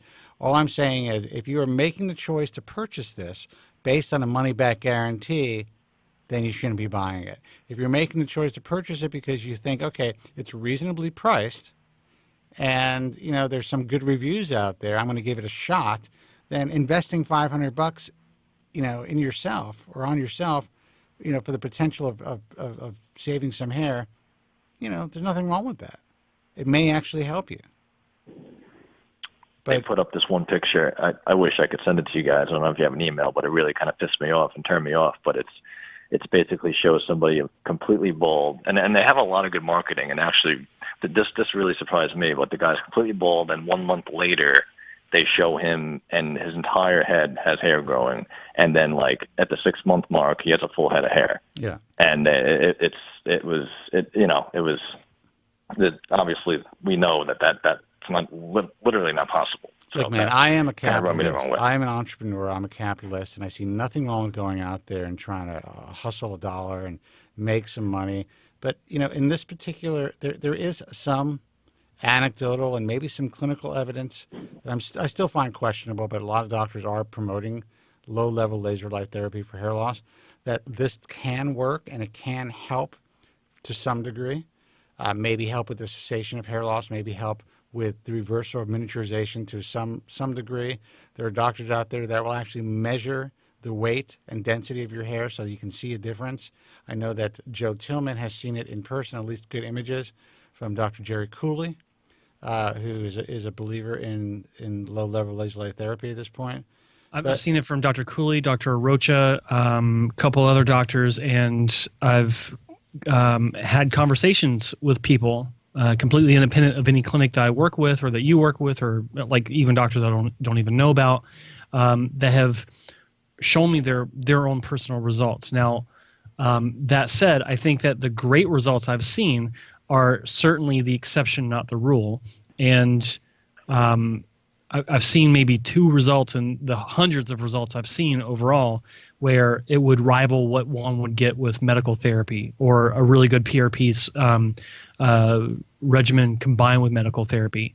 But in general, the best you can expect from a laser device is baby hairs, or maybe your existing hair that is obviously still growing and healthy might look a little fuller, but that's about it. I have seen some images, and I've spoken to some people who, they believe that they have had some results, maybe some reversal of miniaturization. And by the way, how's my sound, Joe? Good. Okay, to me it sounds a little low, but I'm not going to fuck with it. I think that the direction you're going as far as your investment and the dollar amount is probably around where you want to stay, because there are some caps and devices that are sold in, say, physician or doctor's offices only. In my view, people are being led to believe that because it's being sold only in doctor's offices that it is somehow a superior device. I have seen no data showing that that's a fact. I'm not saying it's not true, but I'm saying, there's no data that's available, at least that I've been made privy to, that will, that jives with that notion. Let's put it that way. So if you're going to get it, I would say go for the less expensive one. Don't worry about money-back guarantees, because you're not going to know in 6 months. And you're going to lose the box, and you won't have the receipt, and it'll be a pain in the ass. What I recommend you do is, before you pull the trigger on any laser device, look at the technical specifications of everyone that you're considering, everyone that you come across, and you'll see that they're all exactly the same. 550, maybe up to 650 nanometer wavelength. I forgot what the wattage is, or milliwattage is. They're all the same. They're all the same, which happen to be the same as a laser pointer you can get from Staples or Office Depot. You can go. I'm not kidding. You can buy that at the dollar store. You can get the exact same diodes, laser pointers. You can put holes in like a plastic, cap, put them all in there, and turn them on, and you're going to have the exact same thing. That's it. So you're saying if I use that thing every other day, like they say to, for 3-4 months, there's no chance to see any progression? No, I'm not going to say. I mean, we didn't say that. No. There's always a chance. No, there's always, again, I said someone wins the Powerball, right? Yeah. Yeah, there's always a chance. And some people do report early results. Now, let me tell you something about reviews, including reviews on legitimate sites and including reviews that appear to be verified. Any smart company can pay the right amount of people to put verified reviews on a website, or they can give away product, or give the product at a discounted rate, or offer any type of incentives, even if they buy it through a website, so that you can see a lot of great reviews. I'm not saying that the company that you're talking about has done that, but there are companies that have done that and do that, and that is actually a cottage industry. So, I'm guilty of it too. I'll go on Amazon, for instance, and I'll read reviews, and then I have to fucking stop myself and just realize that there's a reason why certain things have so many good reviews, and they're all written in a very similar way. And, you just be careful, dude. That's all I'm saying. Don't base your decision on any of that shit that you read. I think the product that you're considering, as far as a laser cap type of thing, it's within a reasonable price range. So if you're going to consider it, that may be the one to consider, as opposed to spending $3,500 on one. Yep. No, not in this lifetime. All right. Yeah, something to think about. I know sometimes when guys get off the air, they sound like they want to hang themselves because we're telling you the truth. No, I'll make it feel better that I kind of agree with a lot of what you guys are saying. Okay. Well, I'm glad that you get it. We are not here to. All we're here to do is just give you the information that you need so that you could really make a truly informed decision. That's what it's about. All right, man? Thank you, guys. All right, I wish you the best of luck. Appreciate it. Okay, don't rush into anything. Thanks for calling. Have a great night, guys. Take care. Phone number is 888-659-3727. It's Joe and Spence's Laser Cap. I think that now we should just go ahead and start selling one for $300 just so that we can say, look, here, there's no guarantees, there's no nothing, but you're not going to waste your money, and if it helps you, great. Right. And that way, and if not, don't complain. That way, we don't have to feel like dirt bags when these guys hang up, and we know that they're feeling really horrible. I have an idea. How about we put something out there and we say, listen, we don't want any fucking, it's got to be all positive reviews that essentially we're giving you the best priced laser cap with the same amount of diodes, and we're telling you we don't know if this shit's going to work. How about that? I like that. Yeah. I like that. That's it. It'll be a picture of you, me in the box going, whatever. Yeah. And then next is it going to work for you? We don't know. We don't know. Or we're counting our money. It's only $300. What do you got to lose? Yeah. Give it a shot. Let's take a call. Hey, man, you're on the air. Who's this and where are you calling from? Hello. Hello. Hello. Yeah, that's Joe. It's Angelo. Angelo. What's happening? What's up, buddy? Hey, what's up, guys? I'm just calling to be a happy caller instead of all these sad callers. Good. Oh boy, let's hear it. We like happy callers, man. What's up? Yeah, well, I'm so fucking happy about my hair. It's just coming in beautiful. Dude, I'm so awesome. I'm so happy for you. I just sent you a picture, Joe. 10 months for the back and 4 months at the front. I didn't send you the front because there's nothing there yet. Because you're selfish. Whatever. And all I use is my Restore helmet. And it'll be my birthday next week. I'll be 68, and I'm fucking happy as a clam. Dude, I love hearing that. 68 years old. God bless you. That's not even that old anymore. Yes. When I think about it, like I'm going to be 54. Before I know it, if I'm lucky, I'll be 68. Yeah, well, I just picked up 10 years with the hair coming back. That's great. I'm looking at that photo, and I'll say congratulations. This is a great turnaround for you, Angelo. Good for you. Yeah. From like ahead to that, my God. Here, see if I can get on the camera. Yeah. Hold on. Yeah. Yeah, I think I remember his original image. He was bald. Yeah. Dude, good for you. And so how's your family, what does your family think? Are you married, by the way? Yeah, 50 years. 50 years. I got married when I was 18. So are you about to get a divorce, or now that you get your hair back? No, I'm not going there. Angelo cruising the streets. That'll cost me way more than I spent on my hair, believe me. That is the truth, my man. That's the truth. That is the truth. I just moved in my new house. I'm fucking happy as all ark.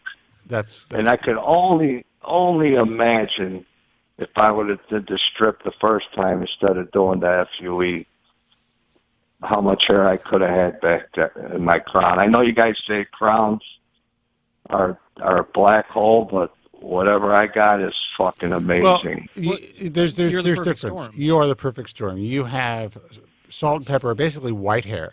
Your skin is pretty light, so I mean there's not tremendous amount of contrast between scalp and hair. You have the right coarseness, at least according to the images that I see, for the type of transplant that you have. So you really are the perfect storm. Well, on this call to tell everybody I'm happy as can be, and it can work. I don't know if you got to be lucky or just find the right doctor or all of the things that you think of, you know. You got to be lucky to find the right doctor, and then if you find the right doctor, you got to be lucky that the right doctor and their staff is having a good day. Mm-hmm. And you know, there's a lot involved. You were talking about the helmet. I do use the helmet. I use it 3-4 times a week, the high restore. I've been using it for a year now. Okay. So well, let me ask you a question. So if you were to see Joe and Spence's laser hat, we'll call it laser beanie. I like that, laser beanie. Yeah, I just bought it, laserbeanie.com. You'd buy it. Everyone would buy it. Yeah, as long as you put a helicopter thing on top of it. I'm telling you, the propeller, yeah. Dude, we're gonna do the gamut. We're gonna have laser fezzes, laser yarmulkes. Yeah, it's gonna be we're going great. for the religious angle. Yeah. You know, laser yarmulke, dude. We're gonna. Oh my God, it's great. We're gonna. What you call it? We're gonna go for the Sikh crowd also. Laser turbans. But I'm just telling you guys, tell everybody out there, you can be happy. I don't know. All the stars got to line up, I guess, but you can be happy. Dude, you just got to. A good hair transplant and a ball of Jack Daniels works wonders. And to me, it sounds like you've had both. Yeah, I'm very happy. All right. That's all I can say. Very glad for you. And I hope other people can be as happy as I am with a transplant.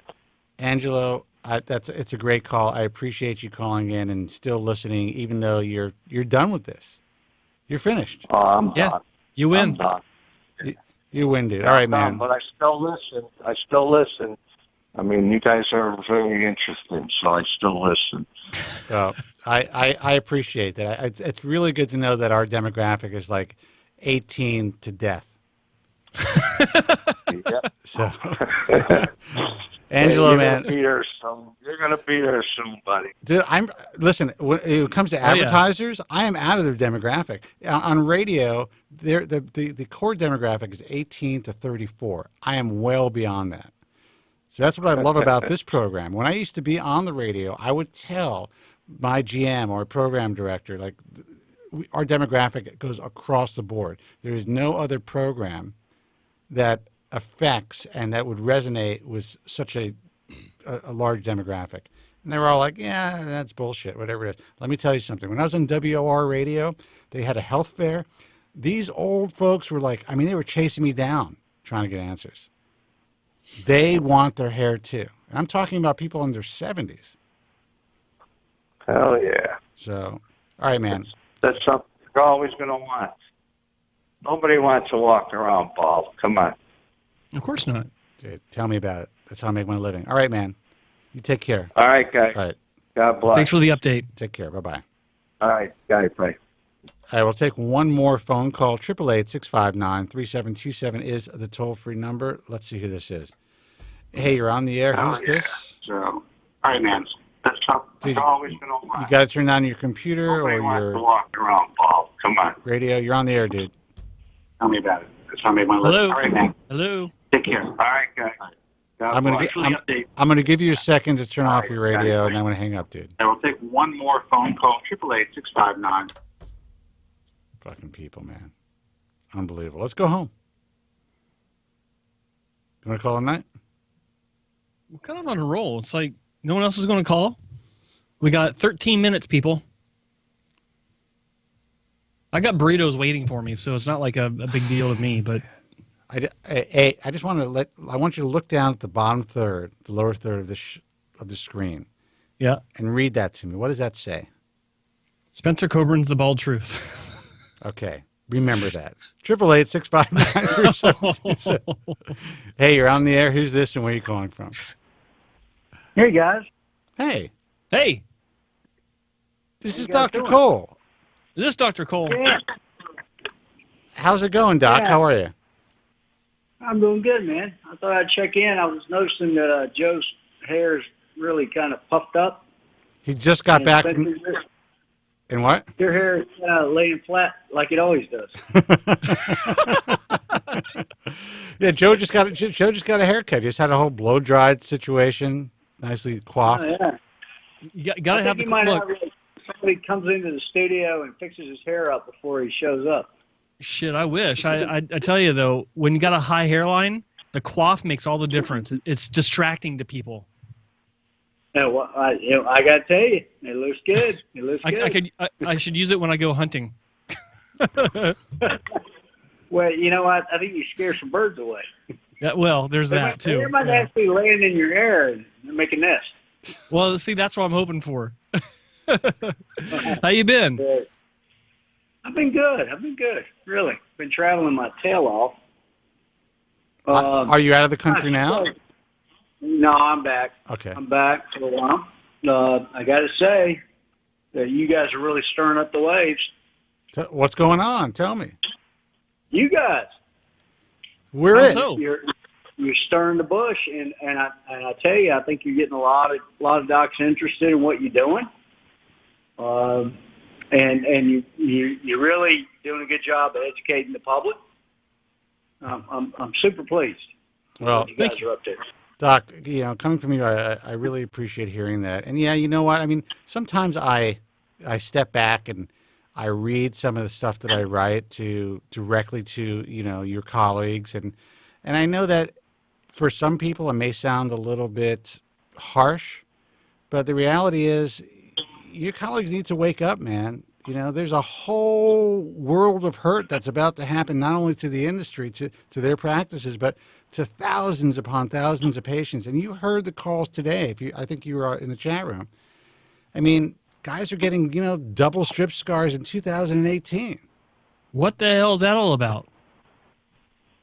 Well, that's all about not knowing what you're doing. Well, yeah. It's just shocking to me that that's stuff. still going on. Yeah, it's just ubiquitous. Unfortunately, it's ubiquitous. So yeah.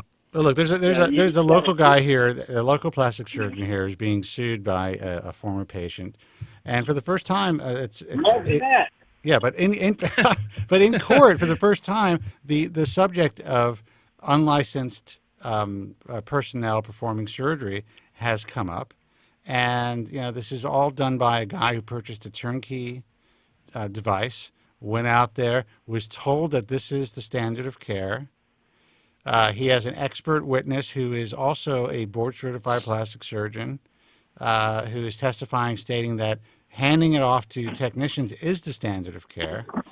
And, a bunch of guys came to me and said, your colleagues came to me and said, you know what, Spencer, you got to get this out there. You got to do something about this. You got to promote the fact that there's a lawsuit out there.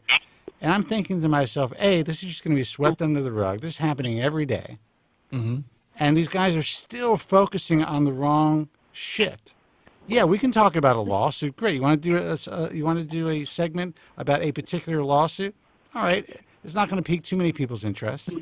But imagine if everyone got together and educated people about the possibility of walking into an office and not actually seeing a doctor to have your surgery. Yeah, imagine what would happen if everybody went to the IHRS to locate a doctor. Right. That alone would solve the problem.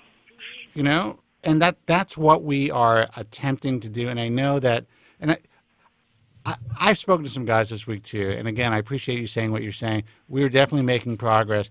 I've kind of neglected Instagram all this time. I said, you know what, I'm going to start doing some Instagram and see what happens. More than doubled our followers in 14 days. Yeah. And it's going to grow. Oh yeah. Yeah. You're getting the word out for sure. But you've been very helpful, Doc.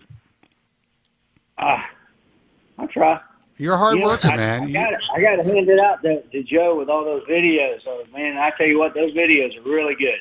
Powerful. Well, thank you. They're free to use by anyone that believes in the message, and it's when I make these videos, I don't have any sort of plan for the next one, but it's just there's so much material to talk about that sometimes I almost get overwhelmed trying to figure out what's the next one I'm going to make, because there's so many things to teach people. So sometimes there's too much time in between. I'm still trying to find time to make the next one, but I appreciate your comments about that, and it's been very rewarding to hear the feedback from the viewers on the channel and through the forums that find the videos I post. So I appreciate your comments. Thank you. All right, so Dr. Cole, what's next? What's happening? What's the talk amongst your colleagues? Oh wow, the talk amongst my colleagues is how do I get out of the next job? How do I avoid work? Yeah, that's sad, actually. It's just a day in, day out grind, and I really think that the key is to involve the next generation, surgeon in the whole process, and they're going to spread the word. If you've already got patients, you just sitting back thinking, well, I earned my degree, and I earned my place, and you just don't understand that you really have a role. And in medicine, you really do have a role. You have to, your objective is to educate patients and then to provide a service. So most of these guys they're laying back, waiting and hoping that it's just going to come to them, and it's not going to keep coming. They're going to lose more and more business, and so we need the next generation to come on board and replace the lethargy. But fortunately, we have you guys that are I just can't imagine how hard you two guys work. I mean, really, you guys work so hard every day. You keep putting content out there to inform the public, educate, protect, and make the world a better place. Well, I wish some of your other colleagues would A, give a shit, and B, understand, and I appreciate you saying that, and B, do what you're doing. You know what? I'm going to give Dr. Robert True his props on the air right now. This guy is, he's one of the old guard. He's one of the guys who've been around for a long time, and he is doing whatever he can. He recognizes the importance of getting this information out to the public. So I saw that he tried to, and he did. He successfully regrammed one of my posts. You, Dr. Cole, put one of my posts or two of my posts in your Instagram stories. You actually put it on your Facebook page as well. And it's all there for everybody to do. All they have to do is share this same content, and in a very short period of time, everybody in every local part of the world is going to see the same content. And they're going to be like, wait a second, maybe I should think about going to another doctor or not get a hair transplant at all. Or maybe, whatever. At least they're going to have the information that I think is the end game for all of the real hair transplant doctors in this field. And that's what it takes is repeating the same message over and over, because anyone can say something once, anyone can say something twice, but if there's a resource where the same message is repeated in multiple ways, but then other people jump into it, grab it, and repeat it themselves, that's the only way to really instigate change. Because when the consumer sees this, like Spencer said, it's like, wait a minute, I just saw this over here on this other website. There must be something. What's going on here? I need to check this out. So if it makes them at least stop and think, we've done our job. Yeah, that's so true. And speaking of true, it's true. Yeah. Yeah. I mean, here you got this guy that's 70 years old. And he figures it out. And why can't somebody in their 30s and 40s figure it out? How important it is. This message doesn't go anywhere without retweets and sharing and reposting. It has to be done. I think you got to make another video, Joe. You got to make another video. Well, I've got plenty in the queue right now. I got to find the time. And Joe's also he's going to be putting something out I think you got to make a video on how to re-Instagram.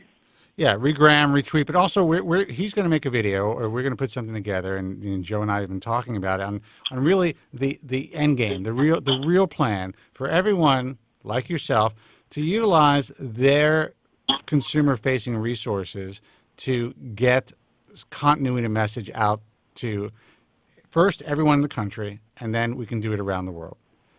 I believe that every local market, when you look up hair transplants, people have access to certain websites first.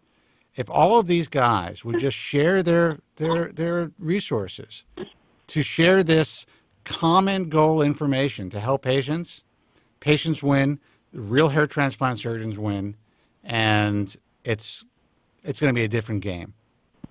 Yeah. And we can do it. It's just, listen, I know it just gets me frustrated. The organizations get me frustrated. The apathy of the individual doctors, and also some of the kind of like the backwards thinking process. Even if some of the younger European doctors, it's hard for me to understand it. Oh, that's true. That's true.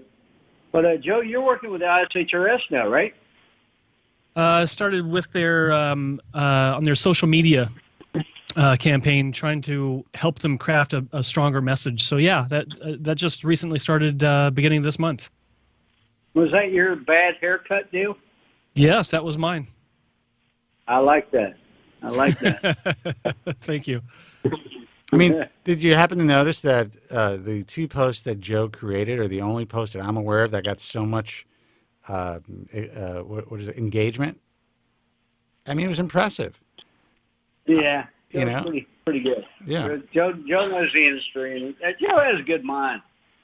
And I think that a lot of patients come to Joe looking for doctors, and what they have to realize is that Joe is just a really genuine guy, and he really cares about patients. And he hooks them up with people he cares about.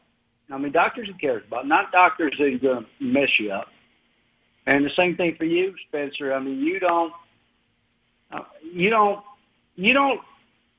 accept members that are not really keen on quality.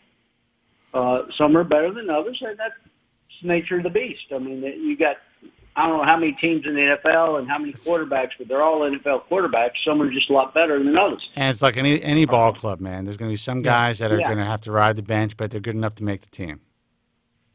Yeah. That's a great analogy. I mean, yeah. I just really have to tip my hat and say, keep the work up. And I want to keep the listeners forever. And I know you guys got things to do. I know, Spencer, you got to swim a few laps probably. I already did that. Now it's drinking time. So drinking time. You're cutting into that. Yeah. But listen, Dr. Cole, I love when you call in. I love the fact that you spend time in the chat room. You interact with Joe's users, and I think it's very. It's an example. You're leading by example. And I told another doctor this. I said, he's like, what can I do? What can I do? I said, just lead by example. That's all you have to do. Work with us and be a leader. And the way to do that is just try your best to lead by example. And Dr. Cole, you're doing that, and I really appreciate it. Yeah. Well, thank you, my friend. All right. And I appreciate you guys. And I know you got to go. And I wish all your listeners a merry evening. All right. And I appreciate the opportunity to have spent time with you tonight. All right, Doc. Listen, we'll talk soon. Thanks for calling, Doc. Take care. Bye-bye. You bet. Bye-bye.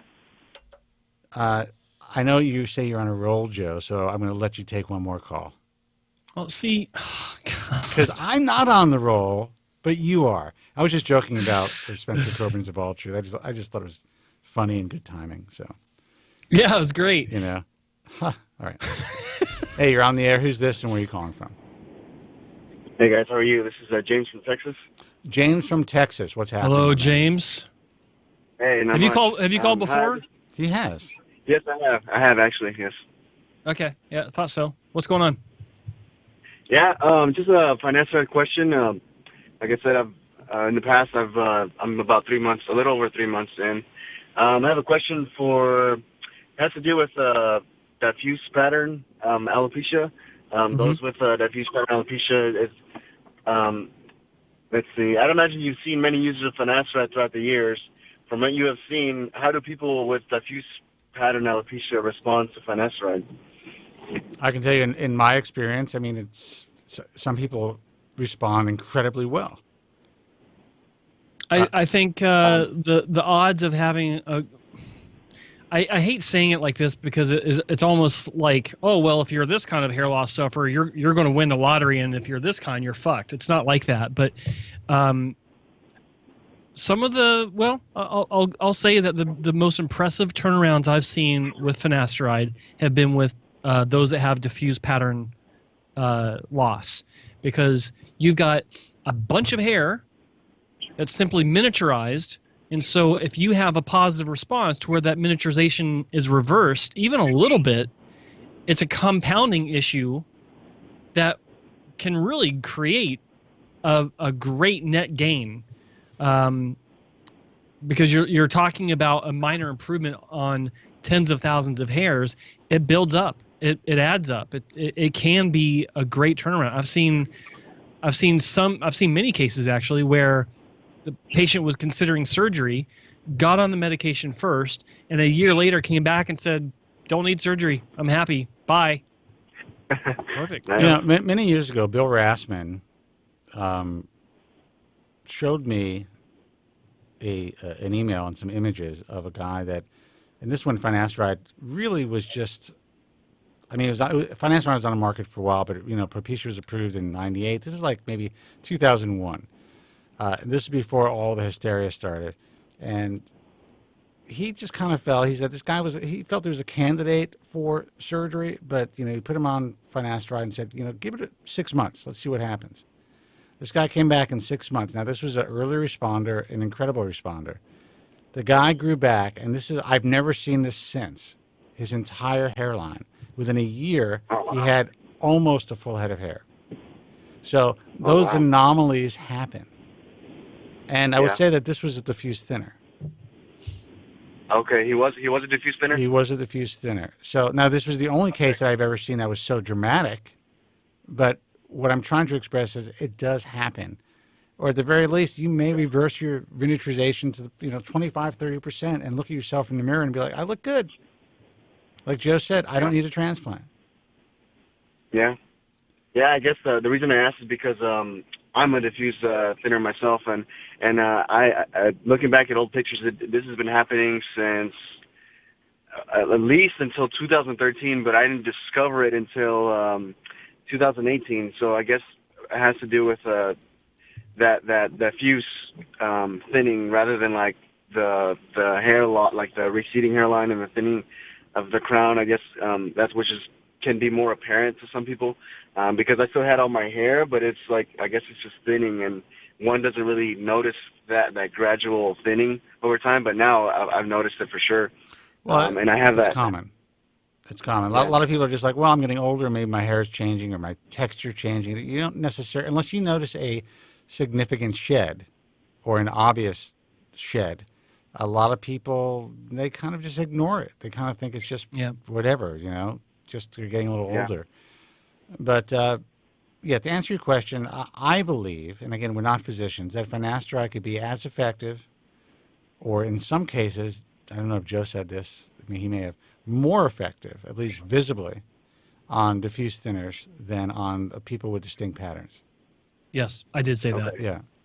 Joe said it first. It's on his list. Just, real quick, James. Before you ask, where in Texas are you? I'm in the Dallas area. Okay, so if you want to see a great turnaround on Propecia, and PRP as well, I recommend that you give Dr. Arocha a call or give his office a call, and ask to speak to his consultant Blake. Blake was when he started with the clinic about a year ago, not quite a year ago. He didn't have any recession. He's got a strong head of hair, but what I didn't realize is that he had diffuse loss. It was moderate. It was he could hide it, but he as he got into the job and learned more about what he was doing, what he's involved with, and what he was getting himself into, he decided to get on the medication under Dr. Roach's guidance. And I believe he had a PRP procedure, or maybe it's laser. I'm not sure which, but in a matter of like 5 months, it was like a holy shit result. Like it was. Wow. Like his hairline got much stronger as well. I'm talking like his temple corners.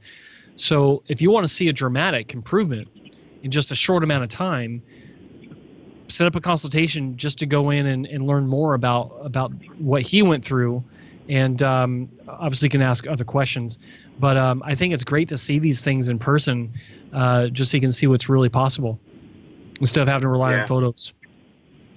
Yeah, for sure. That sounds very interesting because, like you said, we're in a similar.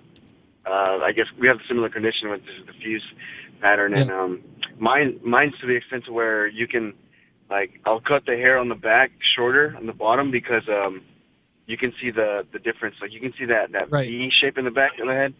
I don't know what you call that, but it's like that pattern. Your crown's visible. Yeah, and what you're doing is you're cutting the length of your donor zone. To kind of blend in with the length, and it creates or reduces the focus because it kind of levels the playing field. Yeah, that's exactly what you should do. But I forgot to say that they go to Dallas at least I think once a month for consultations. So you can go to the website. I think they even have it listed when they'll be in Dallas, and you can call up. I think you can even make an appointment online, but at least call up and talk to Blake and schedule something. Oh, okay. Yeah, I'll look into that. Yeah, and sorry, you had another question? Yeah, just a follow-up to that. I guess, what is a reasonable amount of time before one knows if the medication will help? I guess I know that I'm recently new. I'm a little over 3 months, but yeah, I was just wondering that as how long before I would know if it was going to help. You got more time to go. I usually tell people to give it a year, but there's potential to see something as early as 6 months. You can see a reduction in shedding. So if you're one of those people that's counting the hairs, so to speak, where you are noticing that you're losing hair on your pillow or in the shower, in the sink, or whatever, you can notice that your shedding is reduced much sooner than that, but you won't see typically any sort of reversal of the fullness or the density for several months. But you got to give it at least a solid year before you make a decision. Yeah, I mean, I saw, on a personal note, I saw a change in 3 months, but I was not only a great responder, I believe that I caught my situation in an anagen phase. I was already going through a growth cycle, and it just accelerated things for me. The cessation of hair loss happened, I mean, it really, that within that first 3 months, it just essentially grinded to almost a halt. And then I did have a shed later on, probably about 6 or 7 months in. But, you know, it depends. There are guys who will see something earlier. Joe's answer generally is that's the way to go. Everyone says to wait for a year. I have known guys, one guy in particular who I used to hang out in the bars with in New York, his name is Ben, if you're listening, Ben, who did not believe it was working for him for like a year and a half. And then all of a sudden, he stayed with it. He noticed a change. And so this, you're talking about an ultra slow responder. Most people would have given up. He is my age now. And while he has progressed to some degree, he held a lot of hair for a very long time. Mm-hmm. So I guess what we're saying is, you know, it depends. Like I tell people, even if they haven't seen something for a year, even if they're not having adverse side effects, stick with it just to see what happens. Yeah, I haven't had any side effects, so I plan on continuing to use it, and I'm trying to be patient and not try to up my dosage or get really anxious about it. So, but you guys gave me a peace of mind now. Now I appreciate your response, and thank you for your time. You got it, man. Good luck. Our pleasure. Thanks for calling. All right, man. Yeah, of course. Thank you. All right. Good night. Take care. Have a good night. Bye-bye. All right, guys. We are calling it a night. Thank you so much for hanging out and tuning in. Joe is going to give out the appropriate. He's going to give out some websites. Joe's going to talk now. He's going to make some words. Joe's going to open his mouth and words are going to come out. We'd like to thank our online supporters, our colleagues in the online world. That would be hairlossexperiences.com, primarily a UK-based hair restoration and hair loss forum. But being the interwebs, we've all got access. Doctors sharing results, patients sharing results, talking about their issues. Great supporter of this broadcast. They allow us to stream this broadcast through their web property. That's hairlossexperiences.com. Next up is hairloss-internationalforum.com. It is the largest French hair loss and hair transplant forum as well. They do have their doctors sharing results, patients also sharing their experiences. Great supporter of this program by allowing us to stream through their website. That is hairloss-internationalforum.com. Finally, we've got bellycapelli.forumfree.it. It is the Italian hair loss and hair transplant forum. Also, great supporter of this website, allowing us to stream through their property. That is bellycapelli.forumfree.com. So we have the Brits, we have the Italians, we have the French, we have who else? Joe, you first. I'm thinking. Brits, Italian, French. We don't have any Germans. That's the thing. I was like, how do we get some Germans? Well, we tried. Germans need help. We're you know how many Germans contact us through, believe it or not, the American Hair Loss Association and the IHRS? Quite a lot. And as a matter of fact, We got a lot of Germans on Bald Truth Talk, which for some reason, I think it was some German guy, made it out to be that wasn't the case. Well, you know what's funny is that in Germany, if you were born, everyone speaks English. Like since 1985 or something, it's like you got to have 5 years mandatory of English instruction, right? So I think the statistic is like 80% of all Germans have high school level English courses, 5 years worth. Right. And that's why you can go to Germany and not worry about the language. About speaking German. Right. Yeah. And I actually was typing. It's like, hey, you know, what do you think about doing some sort of exchange? You know, we can talk about your website. You can stream our program. You know, you support us. Well, you know, there's not a lot of Germans that speak English, and I don't know what I'd be getting out of it. Yeah, and what's in it for me? It's like, I don't know, helping people? What? You might want to help people, you know, maybe give, you know, more information that maybe you're not getting on your own forum. It was really disappointing. But it is what it is. Some people get it. Some people don't. Some people want to help people. Some people just want to make $1. Some people want to help people making $1, which is probably the best way to do it, but not everyone gets it. That's unfortunate, but what do you do? Well, thank you to all of you guys out there, all the forum owners who have, you know, just given us space on your little piece of the internet. That's so important. It's so powerful, and you're helping to empower all of your users who get the opportunity to see the show. Yeah, that's it. And for everyone that's watching this, it's like if you're interested in visiting those forums, I highly recommend that you register.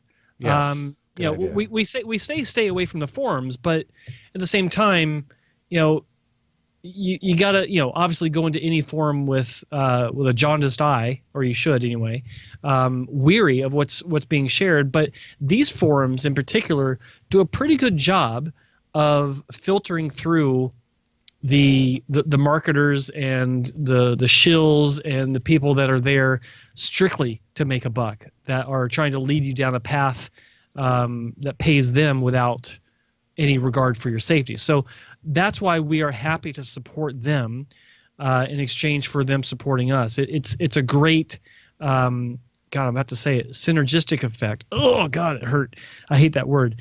But it makes sense. So go to those websites, register, and jump on the thread where these broadcasts are posted, and say thank you. Yeah. And maybe participate. You know, ask questions or answer questions, because everyone can use the support of you guys, and we appreciate if you do that. Well, and you know what?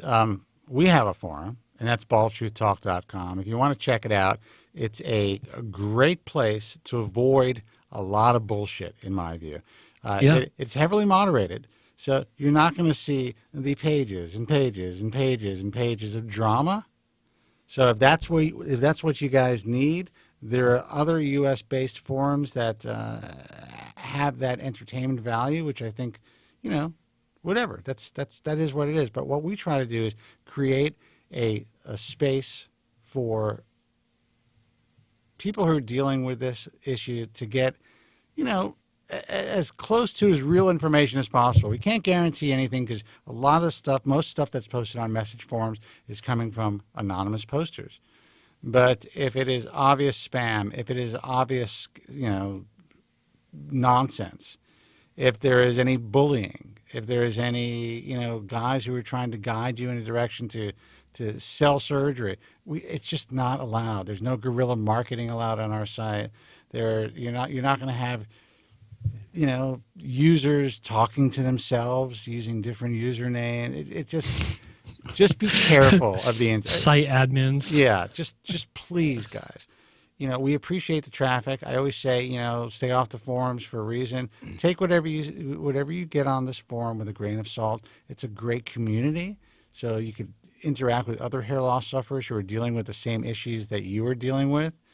But never make a decision to buy any product or service, and to especially don't make a decision to have surgery based on an anonymous user's recommendation on a message forum. That is a bad fucking idea. Also, do not choose to have a surgery based on any 5-star recommendations or top doc status or top contributor status that you're going to find on other consumer-facing cosmetic surgery websites.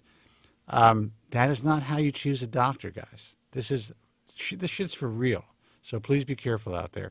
The American Hair Loss Association, that's AmericanHairLoss.org for information on anything hair loss.